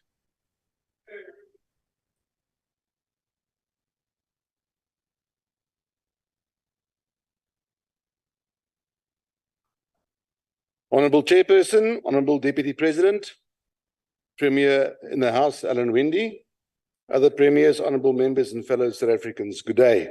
It's always easier to speak after the ANC Youth League because you just mentioned VBS Bank and they switch off.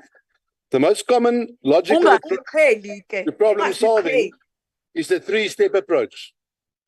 Firstly, define the problem. Secondly, decide what you can do. And thirdly, take action.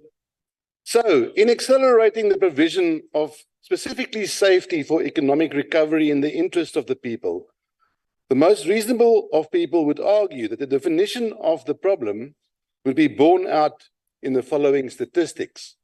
Murders, 75 per day. Sexual offences, 143 per day. Attempted murders, 75 per day, which is up 12% from last year. Assault with grievous bodily harm intentions, 459 per day. Common assault, 492 per day. Common robbery, 135 per day. The latest crime statistics sadly paint a picture of a bloody war being waged against innocent women, men, and children in South Africa on a daily basis. But these figures are the symptoms of a disease, Mr. Deputy President. And that disease is the reign of Bheki Cele as the Minister of Police. How can it be that a minister is able to continue serving in this position when between July and September this year, 3 months, 6,945 people were murdered in this country and 10,516 people were raped in 3 months? When he was elected into office, President Ramaphosa promised to halve violent crime within 10 years, another empty ANC promise. He's now almost halfway through this 10-year period and violent crime has increased exponentially in this country. It remains to be seen, though, if the South African the South African voter will offer the president another 5 years to make good on that promise. I don't think so. But let's get back to the cat in the hat. Under his watch, the police has lost the service of more than 8,400 detectives. These are highly skilled police officers who are critical to ensuring quality investigations which lead to the successful prosecutions in our country.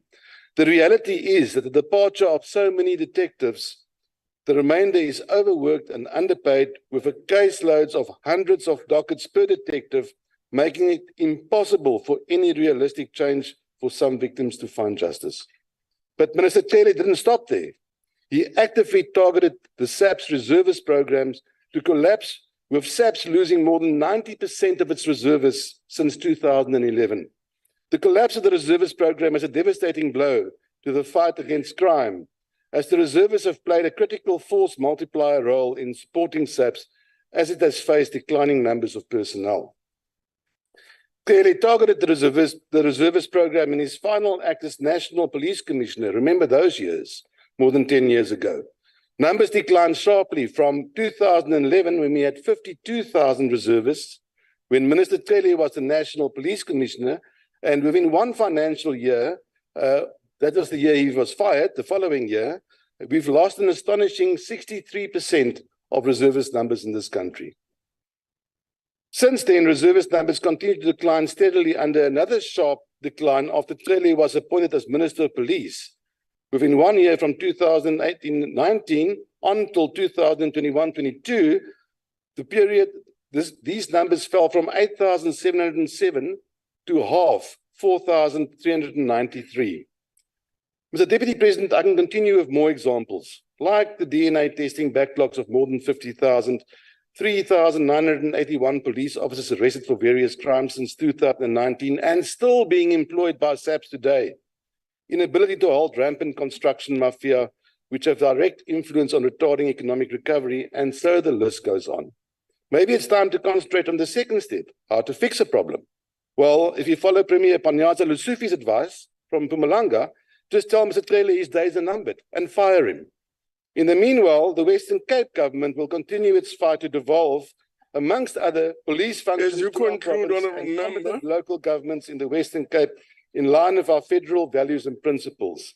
Thirdly, just go to check.da.org.za and make sure that you are registered to vote. The most effective way to take action to create a safe and secure South Africa for all will be to rid South Africa of Becky Cele and the corrupt ANC at the ballot box in 2024. Vote DA. Thank you. Thank you very much. We'll now proceed to Honourable Detroit.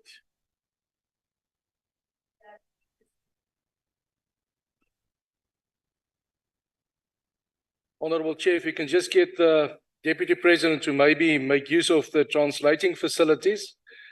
Kitla Bua Afrikaans, Deputy President. Utla utla.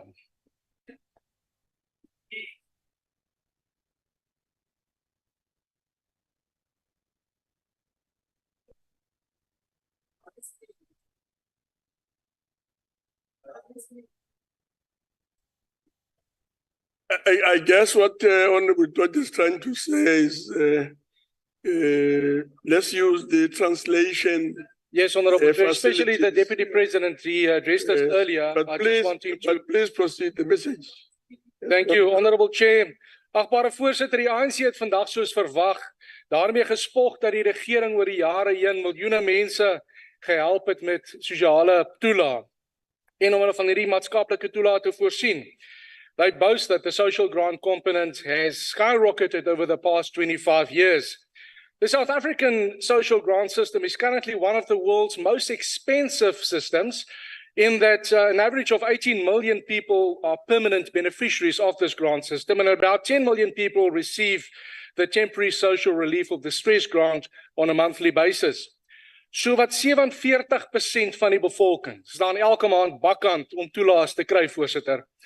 Only 770 companies pay more than 60% of the country's corporate income tax, and more than 60 million people in the country, only 7.4 million pay personal income tax to fund the social relief grant system. Die regering spog hiermee asof dit 'n prestasie is, maar is as gevolg van julle dat meer persone in Suid-Afrika hulpbehoevend is, voorsitter.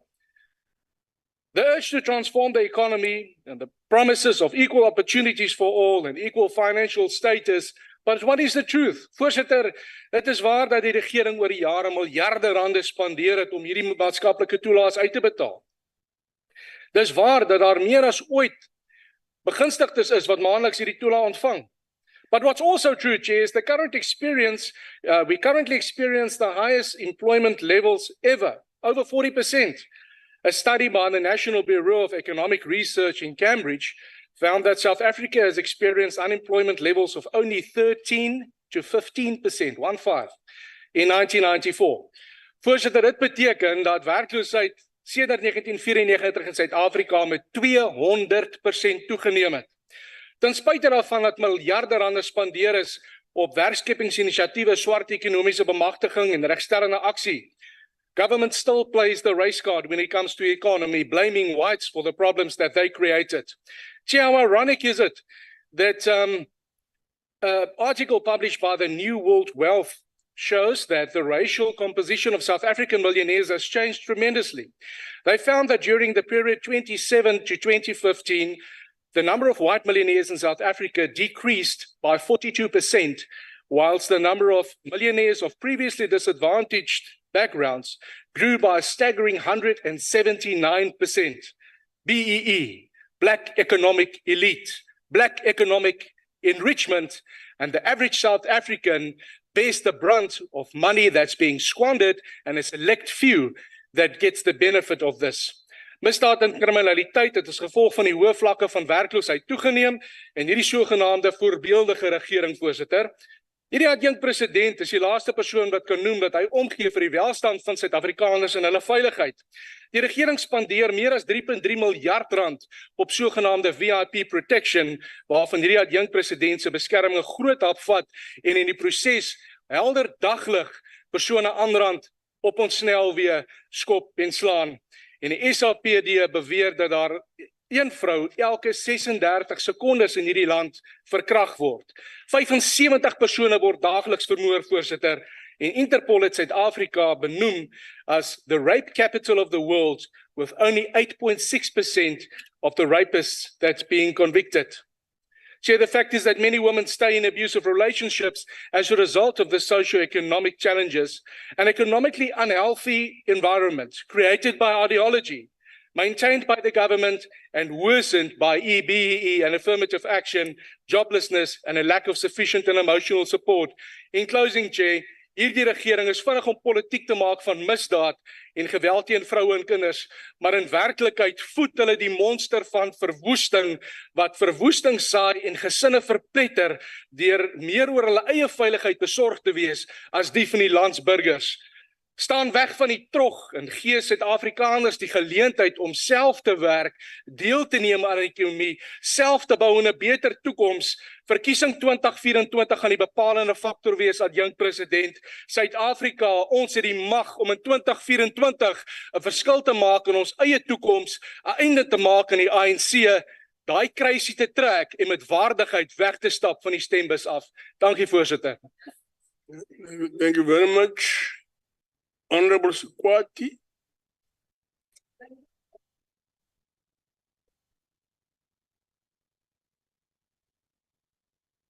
Thank you,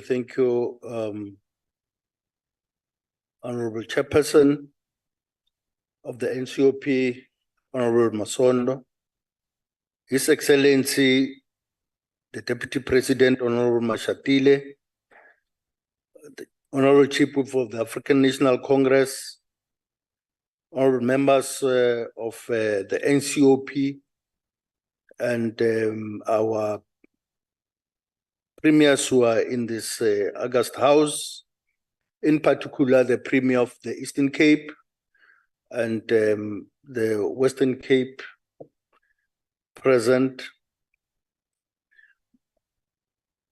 Honorable Chair, according to the recent data, South Africa has the highest income inequality in the world, with a Gini coefficient of around 0.67%. Statistics shows that as in September 2023, the top 0.01% of the people, just about 3,500 individuals in our country, own about 15% of all the total wealth of the land. Undoubtedly, this indicates the stubbornness of the legacy of apartheid and colonialism in our country. Hence, the battle against triple challenges of inequality, poverty, and unemployment must remain inexorable. With all the financial, despite the economic slowdown and the financial challenges in our country, Our recent medium-term budget policy statement in Limpopo was designed to support the national government's resolve on the macroeconomic challenges, macroeconomic strategies that focuses on the need to enhance the competitiveness of our economy and consolidation of our fiscal position. It pointed to the importance of all links between and improved growth, performance, and the sustainability of government social and development programs. We also emphasize the importance of redistribution in government's expenditure priorities and the role of sectoral performance in meeting the basic needs and improving services to our people. It's indeed accentuated our commitments on economic growth that is translated into allocations through appropriate social development programs and economic empowerment, and that deliberate promotion of employment creation in our province. And I'm sure that you look at the recent stats essay that will prove that indeed we are committed to employment creation as a province. All members, as we continue with our 365 days of activism against GBV, we remain motivated by the success in bringing to book GBV and F perpetrators. With all the hard work, it remains shameful that attack on vulnerable people also raised its ugly head, with a total of 21.3% increase in sexual offenses in Limpopo in the third quarter of 22-23 financial year. And accordingly, the provincial government, working together with the police commissioner, is working on multidisciplinary crime awareness initiative to eventually get gender-based violence and sexual offenses cases to a zero rate. Our Deputy President, in ensuring our commitment to the acceleration of the provision of social services, safety, and the advancement of economic reforms, during the 2023 MTDPS, as Limpopo, we have increased our budget from the main appropriation in order to make sure that we continue to support those areas that will bring about growth in the economy, which is economic development and tourism, education, but also transport and community safety, to make sure that we're able to create more infrastructure in terms of roads, but also economic routes that connect our people to those working places of work. Furthermore, we are also proud to report to this August House that we concluded the launch of all chapters in the district development model in the 5 districts of the province. This model remains important to us as a rural province as it narrows the distance between the people and government, but also by strengthening the coordinating role and capacities of our local government, as well as helping us to improve the coherence and impact of government service delivery within our municipalities to ensure as they are critical centers of service delivery and economic development and job creation.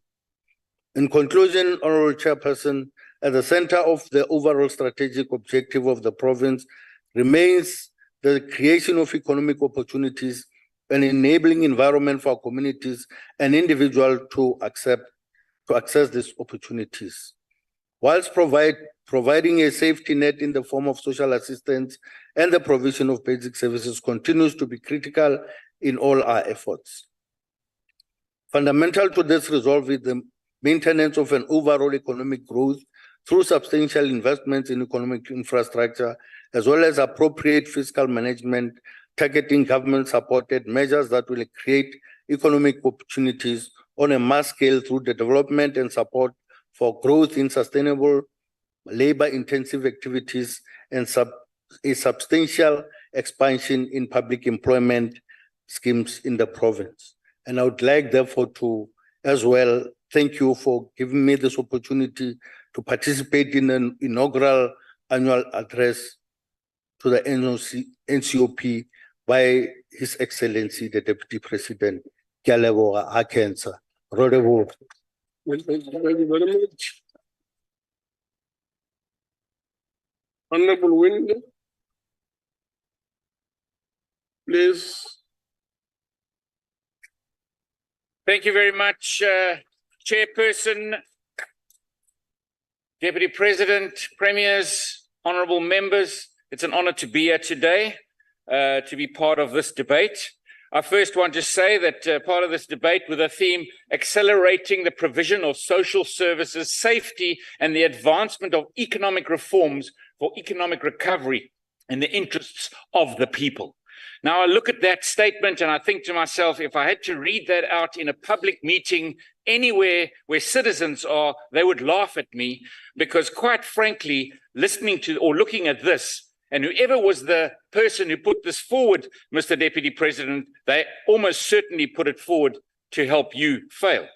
And I presume that that person would have to probably appear before disciplinary committee at Luthuli House, although when they get there, I'm sure there will be no chairs, no furniture, no computers, probably not even a water cooler.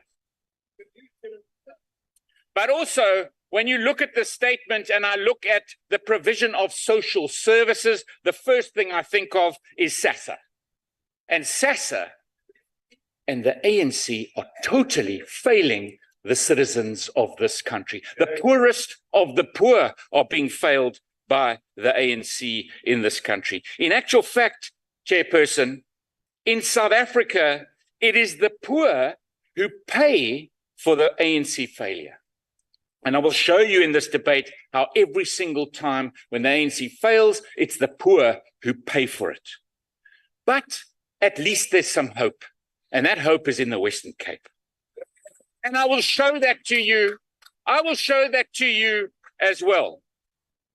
But perhaps just to start off, Chairperson, when I talk about parts of this debate and what I've heard already, I heard somebody talking about we should give the pension funds towards helping our economy in the future. Well, I'll tell you what, why doesn't this House take a resolution that the ANC members in this House will give ESCOM their pension money to work with, and let's see what happens with that? Or why don't the members of this House give their pension funds to Transnet and see what happens, or even to the ANC at Luthuli House and see what happens to their pension funds? Or perhaps getting back to SASSA, Mr. Chairperson, I think this House should pass a resolution that the minister in charge of SASSA payments and the administration in charge of SASSA payments should only get their salaries once the SASSA beneficiaries are paid. Let the people, the most vulnerable, get paid first. And when they are paid, then pay the minister. I promise you, then you'll see it fixed. But right now, it will continue failing the poor. Every time the ANC fails, the poor actually have to pay for it. Chairperson, let me start by talking about the current budget that we are dealing with. And I've listened to some of the other provinces, but what I don't understand is why provinces aren't protesting like we are. Because right now, failed ANC policy in South Africa is causing massive budget cuts and agreements centrally to give government officials, not inflation increases, but above inflation increases, and then pass that on to the provinces.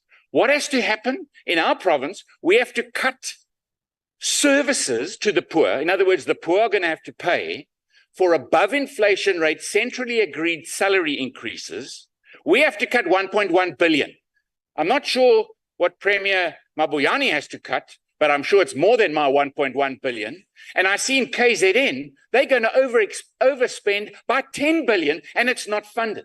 Who's going to pay at the end of the day? The poorest of the poor by failed ANC policy and ANC decision-making. The poor always end up paying, and that is totally unacceptable.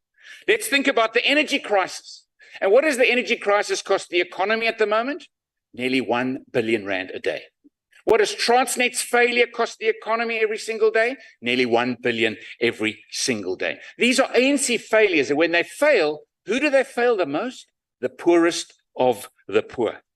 In this province, we have some hope. We have an energy plan, a 5,700 megawatt energy plan that makes us totally resilient to Eskom, or even independent of Eskom when our plan is completed. We won't have load shedding at all. Already Cape Town, 2 levels of load shedding different to the rest of the country. We've already started a plan for one small town to be load shedding free. The tenders have not only gone out in Cape Town, but also in Saldanha Bay. We've seen what's happening in George. We're seeing what's happening in Mossel Bay and just about to go out in Stellenbosch. These are energy plans to make sure that we are resilient. The private sector, the businesses and the wealthy have put in 4.5 gigawatts of power. This is solar power inverters into their households. Who doesn't get that? The poorest of the poor. So every time Eskom fails and there's no energy for the citizens, those middle-class people and those businesses, their lights stay on. But the poorest of the poor who can't afford food, who can't afford candles anymore, let alone paraffin, they're the ones that pay for ANC failure. It is totally unacceptable that every single time, no matter what the ANC says or professes, it's the poorest of the poor that pay. I heard the Deputy President talk about the DDM model. Now, I have to respond to that because, quite frankly, that again is a massive failure. Have a look at local government where services are supposed to be given to the citizens, to the poorest of the poor. That's where absolute failure has happened. So they say, well, local government is not succeeding in delivering services to its citizens. So they escalated to the district model. For 5 years, we've heard about the district model, and all that happens is services at local government get worse and worse. I listened to the honorable member from the EFF. He should hang his head in shame. He spoke about Knysna. Do you know that his party is in power in Knysna at the moment? And it is in Knysna that the rubbish pile, which the province had to clear up because they can't clear it up. But worse than that, the citizens of Damsabos, Khayeletu, Nekis, Oupat, and Sevendelaan, those residents have been drinking water for 9 days with a body floating in the reservoir, where his party is in power.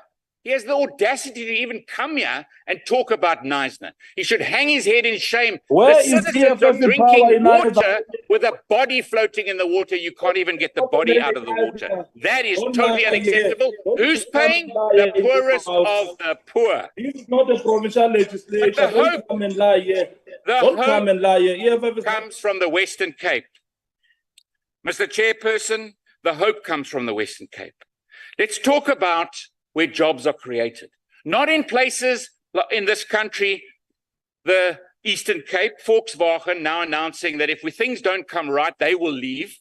We've heard Ford saying the same thing. Thousands of jobs at stake because of failure of the ANC. The poorest of the poor who work in those companies, luckily, at the moment have a job, but they are going to exit. These companies are going to exit. You know, they haven't even fixed yet in KZN the canals that flooded out the Toyota factory. They haven't fixed that yet. 2 years later, one more flood, that factory is going to wash away again, and Toyota will also leave South Africa. Again, the poorest of the poor have to suffer.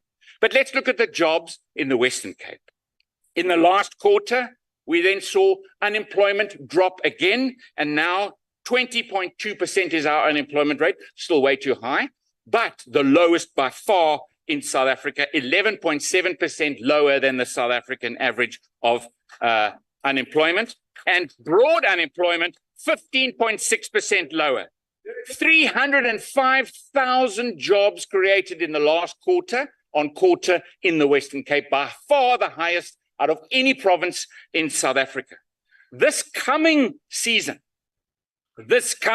we've got 215 international flights from across the world and Africa every week landing in Cape Town with tourists. Starting now, 33,000 tourists arriving every single day, creating jobs. Our agricultural season sees a 20% growth on last year, 20%, when the rest of the country can't even find 1% GDP growth. We are going to see this quarter what we saw a year ago when South Africa created 169,000 jobs, and 167,000 of those 169,000 came from this province, the Western Cape. Wait for the next quarter jobs. We won't just be the highest in South Africa of 305,000 jobs. We are going to be way higher than any other province in this country, because that is where the hope comes from. Nothing stops a bullet like a job. Nothing gives you dignity like a job. And nothing puts food on your table like a job. The DA makes the difference, and we give the hope to South Africa. Thank you very much.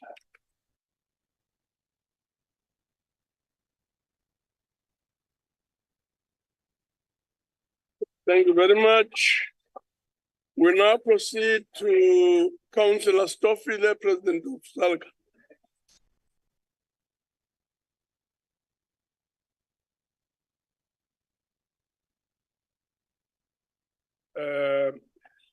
Chairperson, the Deputy President of the Republic, Premier Winde, Premier Mabuyane, the Acting Premier from Limpopo, and other executive members from the provincial government, and honorable members, I stand before you today to address a matter of profound importance, a matter that lies at the heart of our responsibility as representatives of the people. The topic at hand that says accelerating the provision of social service, safety, and the advancement of economic reforms for economic recovery in the interest of the people. All of us in this room, we are as a result of the elections that the people betrust their hopes to us that at all material times will strive to deal with the challenges that they are confronting them. Honorable Chair, today it marks about 23 years on this day. Local government in South Africa, the first local government that was elected in 2000, was ushered in on the 5th of December. In this month is a month in which, as the local government was ushered in, Dr. Nelson Mandela, as it was referred to by the Deputy President of the Republic, he said, ushering of this sphere of government is an important stepping stone towards dealing with matters of economic challenges, social ills, and all ills that the society is facing, and working together using the Intergovernmental Relations Framework Act that the government as a single unit had to act on behalf of the people. And therefore, I believe it is a correct thing to think about how do you coordinate your government activities. And government decided to call it DDM. And if you find and see the DDM and read what is written in the Intergovernmental Relations Framework Act, is a responsibility of government to put systems so that it acts together, plans together, delivers service together, so that it can be impactful to the lives of our people. Chair,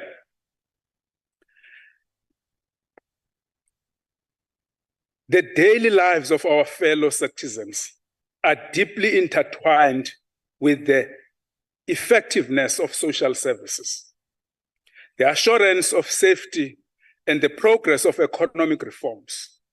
We should all accept that there can be no proper enjoyment of freedom and human dignity while some in our population are ravaged by poverty, brought about the inequality in the distribution of economic resources of our country. This is the legacy of our past that we must face as we seek to decisively transform our country to one where all enjoys the prosperity it offers. We have side by side the worst form of deprivation and abject poverty. We need to find better ways to spread the resources and rescue our people from the inhuman conditions under which they live. It is our duty as government, as a whole, as a single unit, in partnership with the private sector, to double our efforts and bring about conditions for an inclusive economy and reduce social inequality gap that exists in our people.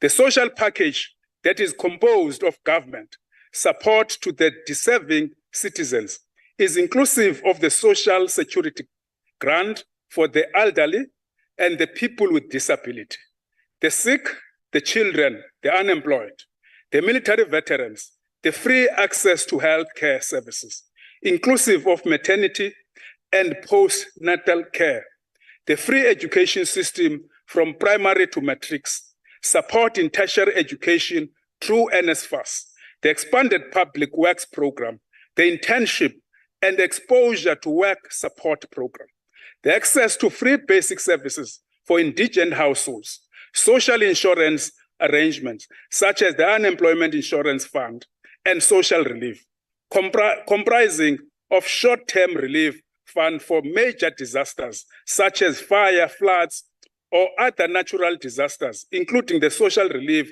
of disaster grant. SALGA believes that all these contribute to closing the social inequality gap and are supported by access to sustainable basis services and thriving economy. The district development model, one sector is meant to plan together, is a vehicle to pull in all government resources together to deliver the basic needs of our communities. For communities to thrive, a safe environment, free of threats, where people do not live in fear is crucial. Yet the life realities in our communities reflect serious challenges on these fundamental human needs to feel safe and free of fear. Community safety cannot be delivered by government alone. It requires the whole government system, the whole society, the whole business to approach as a united voice for moving forward. And this is in line with what it was said in the National Development Plan, vision on safer communities, with an aspiration that in 2030, people living in South Africa feel safe at home, at school, at work, and they enjoy a community life free of fear. Women walk freely in the streets and children play safely outside. Mainstream community safety in all government efforts, in all spheres of government, putting people at the center seems no longer an option, but a necessity to realize the NDP Vision 2030 on community safety. SALGA has developed a position paper to guide local government on how to institutionalize community safety and the centrality of local government in coordination efforts, including crime prevention through urban design and bylaw enforcement capacity. An environment free of crime and fear attracts and retains investment into our country and its various localities. And though President, Deputy President, we wish to say, I'm worried coming to this meeting, hearing that once again a councillor and the ward committee has been hailed with bullets in Buhle municipality, somewhere in South Africa. And this, if we are not dealing with it, is a threat to democracy. It's a threat to democracy because it counterposed exactly on our efforts and the journey that the government is trying to put together of professionalization of local government. And therefore killing individuals that give their life in making sure that they service our people and thereby threatened and by being killed so that they can give in on the wrong things that are happening in municipalities by members of public gangering themselves and calling themselves in different groups, being a project that is called that they're to take over project. So we are saying it is important that the government and this house, it must spend time in looking into this issue because it is a threat to democracy. Chair, it is worth reiterating once more that our mandate as local government in relation to socio-economic development is that of being an enabler and facilitator. We are therefore duty-bound to see to it that we create the most fertile operating environment for business and communities to strive, flourish by, among others, lowering the many regulatory and systemic barriers that make it difficult for business to establish and grow. We have a duty to cultivate an environment wherein business will not just survive, but truly flourish and our communities benefit so that the nation grows. Chair, we are firmly on the trajectory of economic recovery, despite this road being tight with pitfalls and challenges, many precipitated by the volatile global economy. We remain steadfast and resolute in our belief that through collective efforts, we can change the fortune of our economy. Through this journey, local government will serve as a beacon, a point of reference as we navigate this uncharted terrain. This district-based economic recovery plan, which is pivotal on the 44 district, 8 metros, in testimony of the centrality of local government in the country's economic future. SALGA is of the firm belief that district development model and metro space offers the appropriate scale and arena for intergovernmental planning, coordination. That being said, we implore that all those that are in government plan together, synchronize their planning, integrate development of municipalities. This is a particular significance as IDP process are subject to vigorous public participation processes, and as such, they reflect the need of communities by all participate. Thank you very much.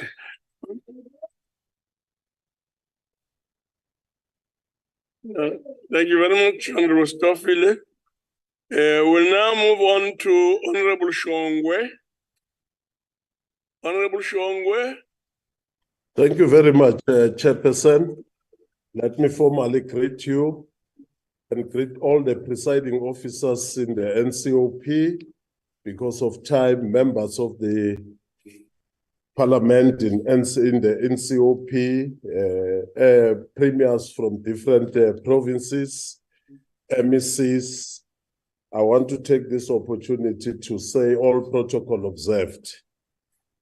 On behalf of my Premier Refilem Mtsweni-Tsipane from Mpumalanga, as an acting Premier of Mpumalanga on her behalf, I want to take this opportunity to start by saying that we are coming from the impact of COVID-19. Results from the census of 2022 bear testimony to the effort of the ANC-led government. And I want just to via a few issues, Honorable Chairperson, to say that the Premier of Western Cape is saying we must learn something from Western Cape. I don't know whether we should learn the issue of the taxi uproar in that particular area and the commotion that is happening and was happening in Western Cape, and the issue of the stoop of the Premier of KZN, which to me, whoever was saying it, was very sarcastical. We will, as Mpumalanga, just give proper examples of how to run the government. For an example, let me refer you to the much respected Bureau for Economic Research, which is commonly known as BER, at the University of Stellenbosch from Western Cape, who have confirmed that there have been improvement on a whole range of indicators between 1996 and 2022, including access to water, sanitation, electricity, social grant, education, the number of people with at least a matric. As a country, and specifically the province of Mpumalanga, we can take comfort when the much lauded BER confirms that, and I quote, overall, the census results show that indeed most of South Africans are better off in terms of housing, access to municipal services and electricity than in 1996. However, there are still too many households that live in poor conditions, and there are glaring disparities across the regions and municipalities, close quote. We will not deny as an ANC-led government that life is difficult for our people. We acknowledge that more can be done. Mpumalanga province is home to 5.1 million, or 8.3% of the national total population of the country, according to the Statistics South Africa Census 2022. In 2022, 49.5%, or approximately 2.3 million of Mpumalanga's population live below the lower bound poverty line of 945 per capita per month. However, it is worth noting that Mpumalanga's population share below lower bound poverty line, which is common in law known as LBPL, improved from 64.3% in 96 to 49.5% in 2022. Together with providing income security to certain income insecure groups, the payments of grants made a positive impact on poverty and income inequality in Mpumalanga. I don't know which SASSA is Western Cape talking about. By July 2023, the number of grants paid to citizens in Mpumalanga increased to 1.63 million, or 8.6% of the total number of national grants. The province is focusing on ensuring that the social welfare is transformed, increasing access to comprehensive social security system, and implementing practical and sustainable community development interventions. Honorable Chairperson, without a doubt, the work of successive ANC provincial governments over the past 29 years is indeed commendable in the country, and especially in our province of Mpumalanga. Honorable members will recall that Mpumalanga was formed as an amalgamation of many former homelands, territories, and so-called Bantustan, which was created by the apartheid government, which was part of the DA. This sad history and reality has to be taken into account as we strive forward to deliver for our people. Recent analysis done at Harvard University confirms what we know already, that our country has a history of spatial exclusion associated with lasting unemployment and poverty. As we know, and is confirmed by analysts, until 1994, when apartheid policies were dissolved, large parts of the South African populations purposefully excluded for some of the country's most economically productive and prosperous regions. It is therefore hardly surprising that the provincial economic performance has not been encouraging, to say the least. In 2022, Mpumalanga's growth was lower than the national growth of 1.9% and the third of slowest overall. The Mpumalanga provincial government has adopted the Mpumalanga Economic Reconstruction and Recovery Plan and is aligned with the national plan and prioritizing specific areas that are relevant to us as Mpumalanga. The MERRP aims to address the COVID-negative impact of COVID-19 on the provincial economy and the livelihood of its citizens. The priority areas of the MERR are the following. Rollout of infrastructure, for an example, improvement of tourism, roads, infrastructure. Industrialization through localization and export promotion, i.e. establishment of the Mpumalanga International Fresh Produce Market. 3 industrial technology parks and the Nkomazi Special Economic Zone. Energy security and green economy, i.e. recycling and waste to energy. Employment stimulus, i.e. increased access to funding for SMMEs and cooperatives. Tourism, cultural and creative industry, i.e. Barberton, Makonjwa Mountains and World Heritage Site. agriculture and food security, i.e. increase in agricultural production. We call it in Mpumalanga, Zonda Indaba.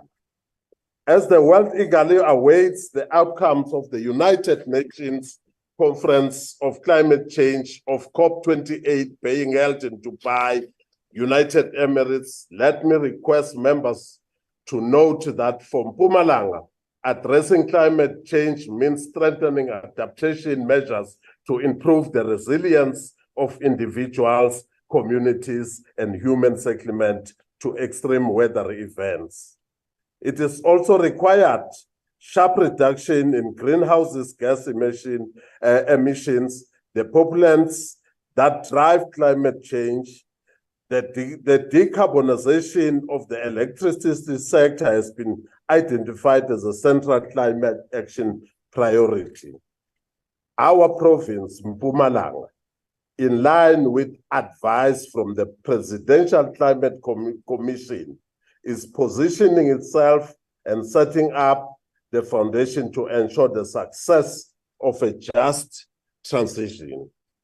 In line with the PCC framework, a just one that puts people at the center of decision-making, especially those most impacted, the poor, women, people with disability, and the youth, empowering, equipping them for a new opportunity of the future.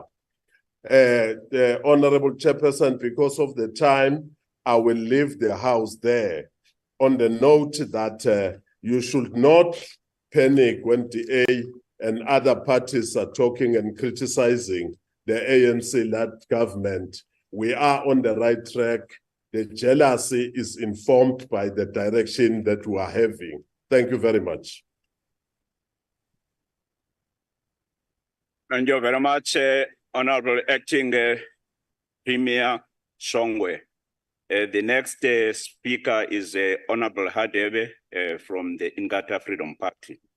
Ungana. Thank you so much, Honorable Chairperson, the Deputy President. Goal should be on the creation of a citizenry that is self-reliant and self-sustaining. However, considering that 18.2 million South Africans live in extreme poverty and 7.8 million South Africans are unemployed, this goal seems far out of reach. A recent study has revealed that 47% of the South African population rely on a monthly grant.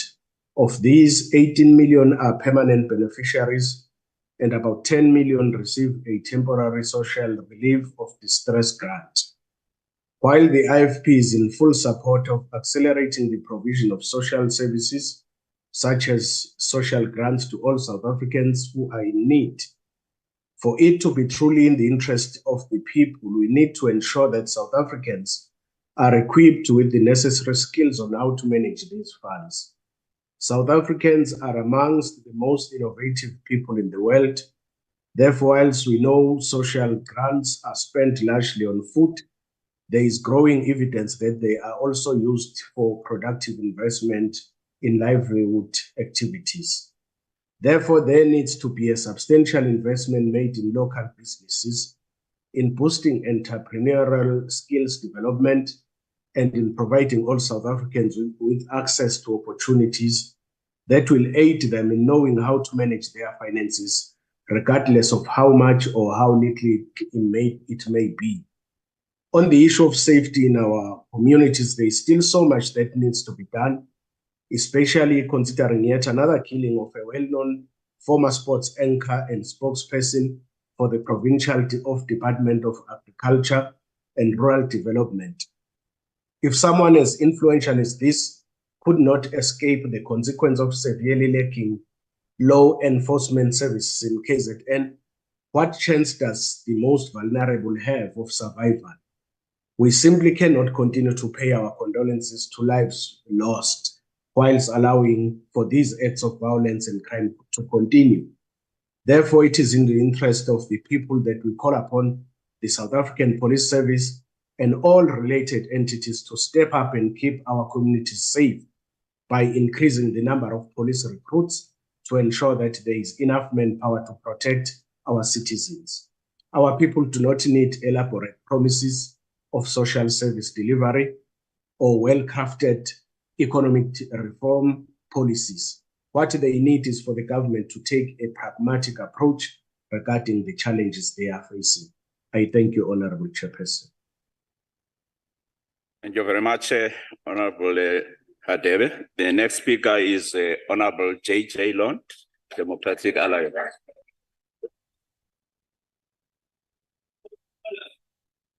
Good to have you in the chair, Honorable Khai. Honorable Deputy President, to all the premiers, to the one competent one as well, honorable members. Honorable Deputy President, you started off by stating that South Africa is in a better place than before. And without a doubt, there is no one that wants to go back to pre-1994. So that's a fact. But let me share an uncomfortable truth with you, Honorable Deputy President. When a government actually delivers, they will punt those highlights. They will brag about the successes. But because you have not delivered over the last 29 years, you kept harping back to 1994.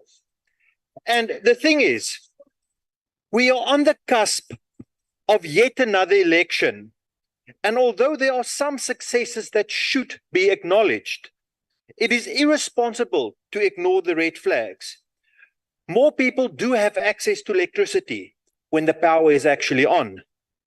More people do have access to water when the taps are not dry. More people have access to the job market. But if we only had a growing economy, those people will be able to access that market. So let's start with access to education. You bragged about a higher matric pass rate, yet you have lowered the standards of matrics to pass. You failed to speak about all the dropouts before matric.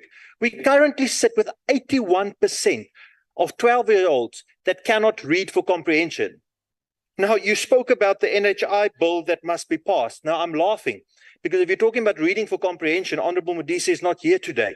But you better make sure that your colleagues here are high enough on the list, because otherwise you won't be passing any legislation, because you can barely get quorums in this house. Today, they have a lot of energy. But Honorable Deputy President, you have not sent the strongest of the strong here. Many might argue that the entire world is better off today. I mean, in 1994, you didn't even have Facebook. Now you do have that, and that's how you campaign. But you cannot claim that as a success of the ANC. Honorable Deputy President, South Africans are to believe you that you are looking after them.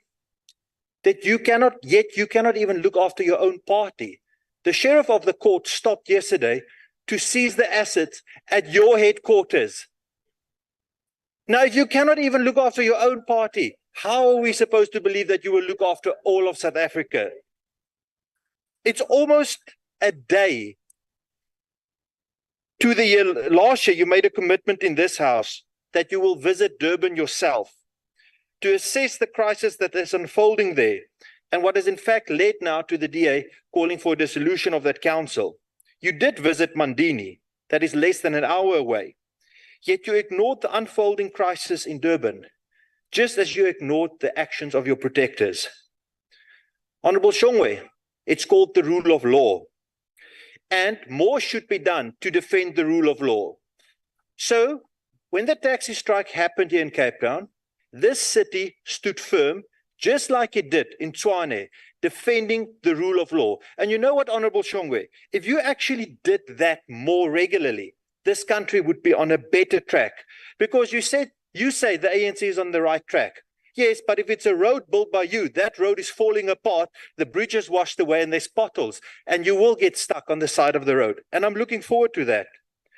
You brag, Shongwe, Honorable Shongwe, and the Deputy President, that more people are getting social grants. You should in fact be ashamed. There should be a safety net, yes. But if we grow this economy, more people will have access to jobs. More people will be able to look after their families so much better. And do not brag about expanding the social grants. Brag when you start delivering jobs, because that is what's needed.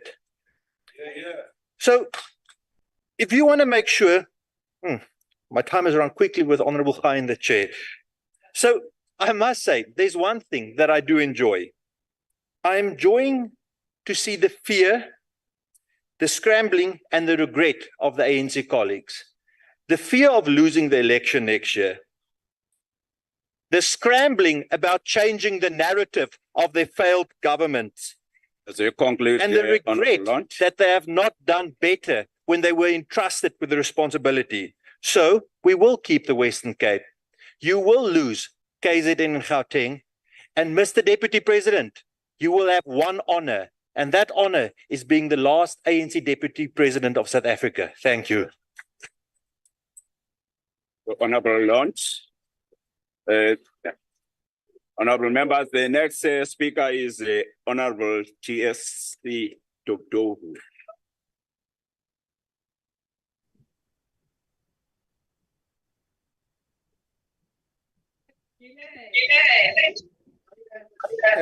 Honorable Chairperson.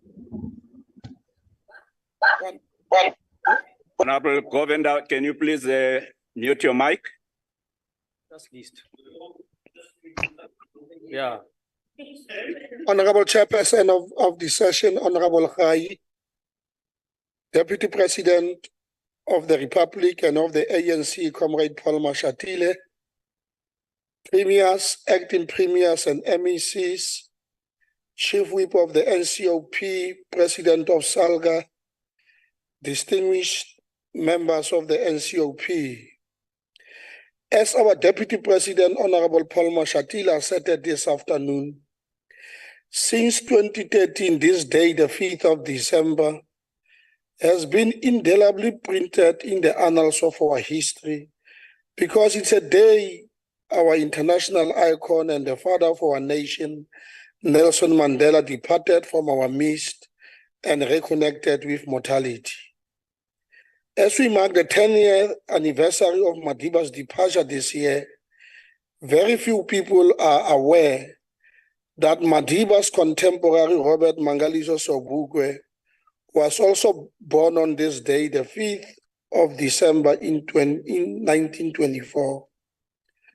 Today, as we remember both of them, I will focus the theme of my speech on combating crime and corruption in our country and the need to build a capable developmental state for socio-economic transformation. But I will later displace some of the unfounded allegations made this afternoon and render them incompetent because they are devoid from the truth and are colored by perennial fallacies, distortions, and are mere electioneering gimmicks to canvass votes at the expense of the ANC. Honorable Chair, as a country, we stand at a crossroad of progress and possibility in our nation's journey. The call before us echoes loud and clear that we must render social services effectively, that we must fortify community safety, and that we must propel economic reform that echo collective dreams of our people. I therefore plead this afternoon that we must dive into the story of constructing a robust developmental state, a cornerstone of shaping a future full of positive change and economic growth of all South Africans.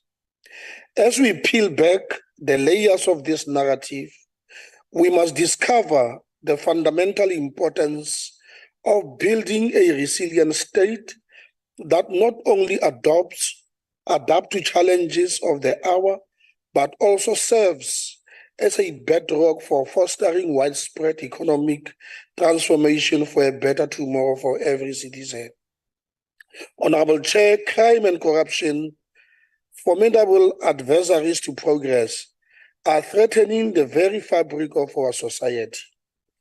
It is not just a matter of law enforcement, but a challenge that necessitates a multifaceted approach by all sectors of our society. And our commitment to addressing this issue begins with an acknowledgement of the threat they pose to economic development and social stability. When crime festers and corruption takes root, they erode public trust, stifle economic growth, and hamper the potential of prosperity. In our collective pursuit of progress, the notion of a resilient developmental state becomes a beacon guiding us through the complexities of governance. It is not just about navigating governance challenges, but it's also about creating a governmental infrastructure that can weather storms, adapt to evolving needs, and proactively steer our nation towards prosperity. Honorable Chair, it is vital to recognize that the pillars of a developmental state extend far beyond the corridors of power. The engagement of communities, their voices, and their needs are integral to the success of this vision. True resilience lies in forging partnership between government institutions and the diverse tapestry of our society. It's about empowering individuals, fostering local initiatives, and ensuring that the benefits of development are felt at every level of our society. In this collective effort, we're not only building a state that endures, but one that can actively involve and uplift its people. Honorable Chair, the socio-economic transformation of our society is not an abstract concept. It is a tangible commitment to improving the lives of ordinary South Africans. By forging ahead with economic reforms that are rooted in inclusivity, we aim to bridge the gap, dismantle barriers, and create an environment where opportunities are accessible to all. This transformation is not merely an aspiration. It is a promise to unlock the potential of every citizen, irrespective of their background or circumstance, and to usher in an era where the fruits of development are shared equitably. As we navigate this narrative, let us be the architects of change, sculpting a future where the promise of progress is fulfilled for every South African. To confront these challenges head-on, we must prioritize the strengthening of our society, of our security capacity. This involves equipping our law enforcement agencies with the necessary resources, technology, and training to combat crime effectively. Additionally, increased funding is paramount to ensure that our security apparatus remains at the forefront of innovation and adapts to evolving threats. An investment, therefore, in our security is an investment in the well-being and future of our citizens. Honorable Chair, a specific concern that demands our immediate attention, therefore, is the rise of extortion and groups disrupting infrastructure development. Infrastructure is the backbone of economic progress, and any threat to its development is a direct assault on our nation's prosperity. We must collaborate across party lines to formulate and support interventions that neutralize these threats and safeguard our critical infrastructure projects. The ANC recognized the crucial need to fortify the pillars of our justice system, and we have made commendable strides in this direction. However, Chair, it is with humility that we acknowledge there is more work to be done, especially in the revitalization of community policing forums. These forums play a vital role in fostering community engagement, trust, and cooperation, elements that are indispensable in our collective quest for a safer South Africa. In tandem with our commitment to internal capacity building, we have directed concerted efforts towards strengthening border law enforcement. The establishment of the Border Management Authority stands as a testament to our dedication to securing our borders effectively. By doing so, we not only safeguarding our national security, but also contribute to regional stability and cooperation. However, Chair, as we confront the challenges of crime and violence head-on, we are cognizant of the fact that our efforts extend beyond institutional capacity and building. It is imperative that we undertake a political program to safeguard the national democratic revolution and the gains of our hard-fought democracy. Our commitment to a just and equitable society extends beyond law enforcement. It is deeply entrenched and rooted in the principle of the ANC and the broader struggle for a better South Africa. Crime and violence have undeniably become increasingly pressing issues in our nation. We acknowledge the fears that communities harbor, concerns about gangsterism, armed robberies, rape, and murder. It is a somber reality that women and children are particularly vulnerable to the violence perpetrated against them. The impact of our economy is profound.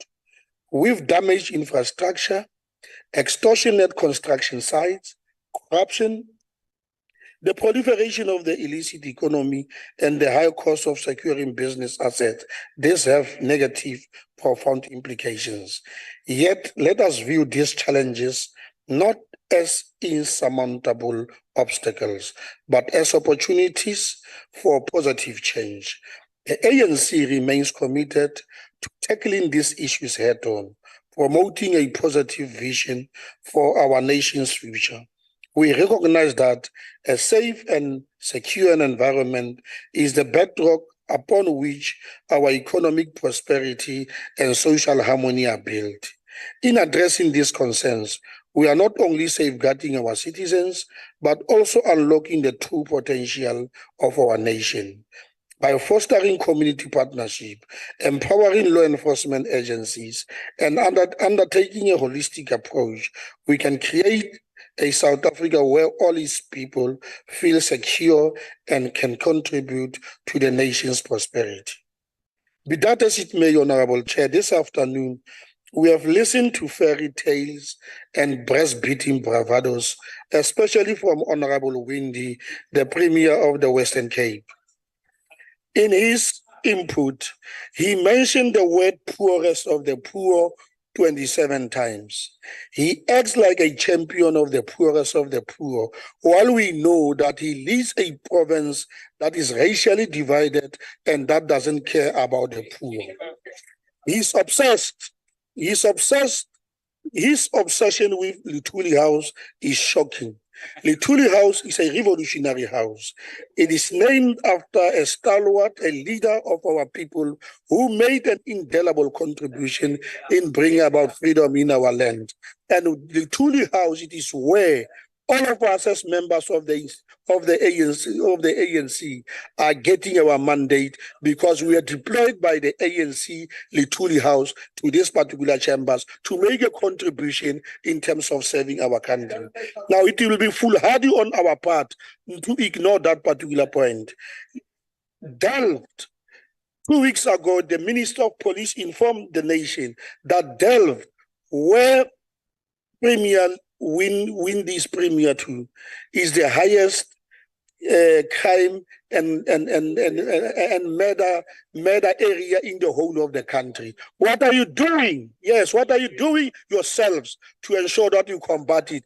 You spend all the time fighting the Commissioner of Police. You're fighting all the time fighting the Minister of the Police without coming together in partnership, in unison, to ensure that we fight crime in the Western Cape, which is quite important for us to do that.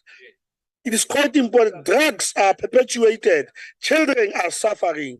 People are getting displaced every time here in the Western Cape. And you come here and play a paragon of human perfection as if you possess all the solutions in terms of the problems of this country. And this must come to an end because we can see that you want to act as a champion You want to act as a champion of the poor when we know that we don't care about the poor.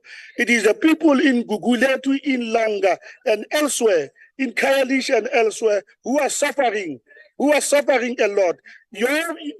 Your model and your icon of the Cape Town, it is one of the municipalities that it's not spending its capital infrastructure. And that capital infrastructure is meant to build roads, is meant to build electricity, is meant to do all these sorts of things, especially in our townships. Yes. And this becomes a rollover act all the time because you don't care about the poor and you claim to be caring about the poor. And that is not correct. It is just a fallacy, and we all know that. We all know that you're doing this because you are electioneering, because you want to create an impression that the ANC, which is an indomitable force in this country, is a failure, and you want to project yourself as a champion. But the people of this country know the truth. The people of this country know the truth. They know who their leaders are. We have our own challenges, and we continue to resolve those particular challenges and bring it on. We are waiting for you. Bring it on. We will show you in terms of how we must move the processes forward. And we are saying that as the ANC, we are committed to ensuring that we support our people, we work our people, and we deliver on our mandate. And with all the problems that we experience all the time, we are committed in our conviction to ensure that we address them. And we are not going to be intimidated, we are not going to be concerned, we are not going to be all this manner of things by you, because we know that you are acting like predators at a smell of blood by looking for the vote. That is what you are. That is what you are. Thank you very much, Honorable Chair. Because we are building stoops of 100 million. We are building stoops of 100 million. Goodbye. I will now call the Honorable Chair of the National Council of Provinces to take the chair again.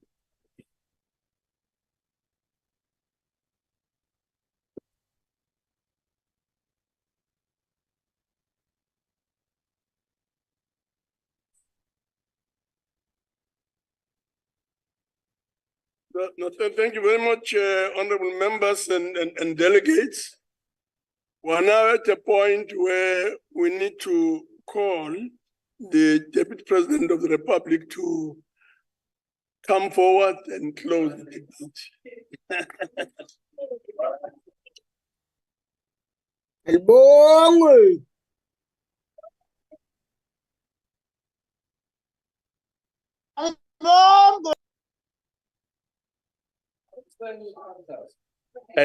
I think the chairperson said I should come and close the debate. I thought he's going to say you must come and answer these people, the honorable members. Thank you very much, honorable chairperson. I really want to thank the chairperson of the NCOP and the leadership of the NCOP for inviting me to deliver the annual address. Thank the premiers who came all the way from the Eastern Cape, Limpopo, Western Cape, and those who joined online. I know the premiers are very busy people, so for them to make time to be here is highly appreciated. Thank the President of SALGA to be with us. President Stofile, you dealt very well with that issue of DDM. So I don't have to talk about it because I think Premier Winde said it has failed. Now, Premier Winde, how can we fail when we're starting?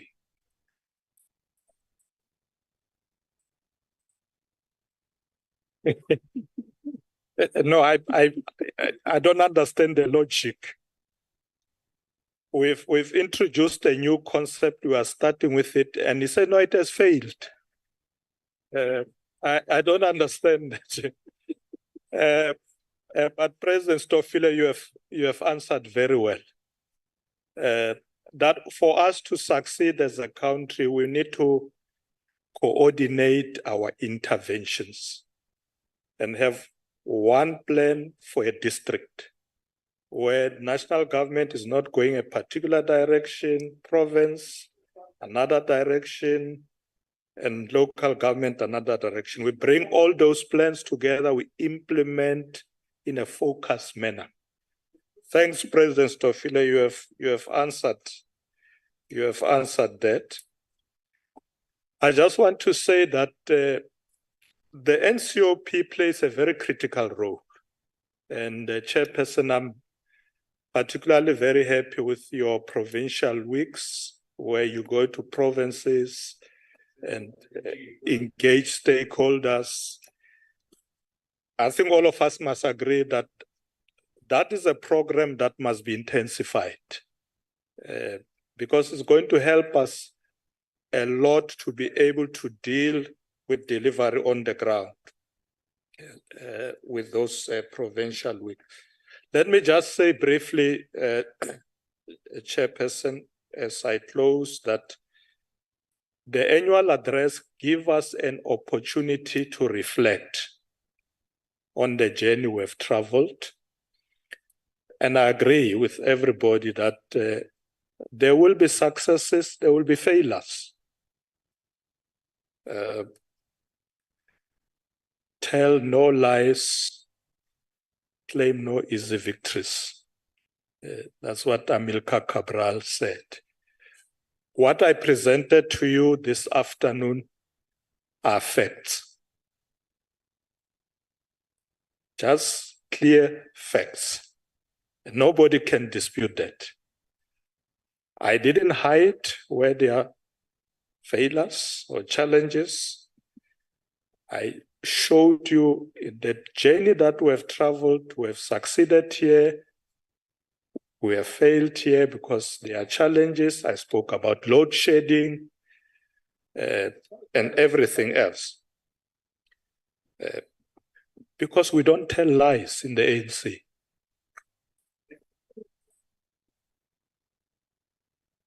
We have never been groomed like that. We tell it as it is. So it's us who are telling you that load shedding is a problem.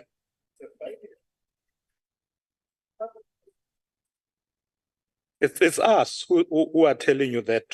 You are not telling us. So in conclusion, Chairperson, I want to say we are not here to brag. No, you were saying we are bragging. I'm saying we are not here to brag.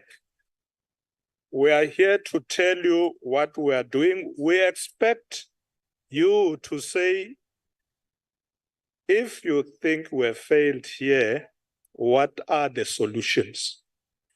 That's what we expect in the debate.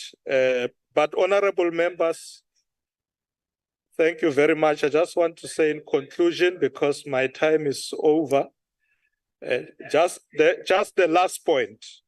The last point, and I won't be long, Chairperson. The majority of people in South Africa are Black people. Why is it a problem when you have more Black millionaires than whites? Why is it a problem? No, if somebody says, oh, yeah, white millionaires have gone down, Blacks have increased. Of course, we've got more Black people in this country, so statistics will be like that. But I know whenever Black people succeed, it's said it's corruption, BEE, affirmative action, everything is corruption. Yes, that's what you guys say. That's why it's you honorable members, because you don't appreciate that Black people can prosper. proper. But otherwise, thank you for the debate, Honorable Chairperson. Thank you. Yes. Albongwe. No, thank you very much. Thank you very much, Deputy President. Let me take this opportunity to thank the Deputy President for his attendance as well as his participation in the debate. Let's also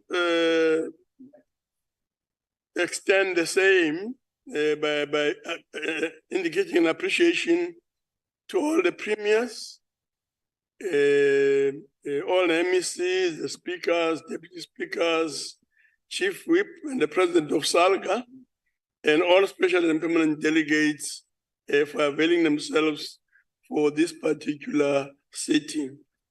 Honorable delegates, that concludes the business of the day. The House is now adjourned. Thank you, Chair.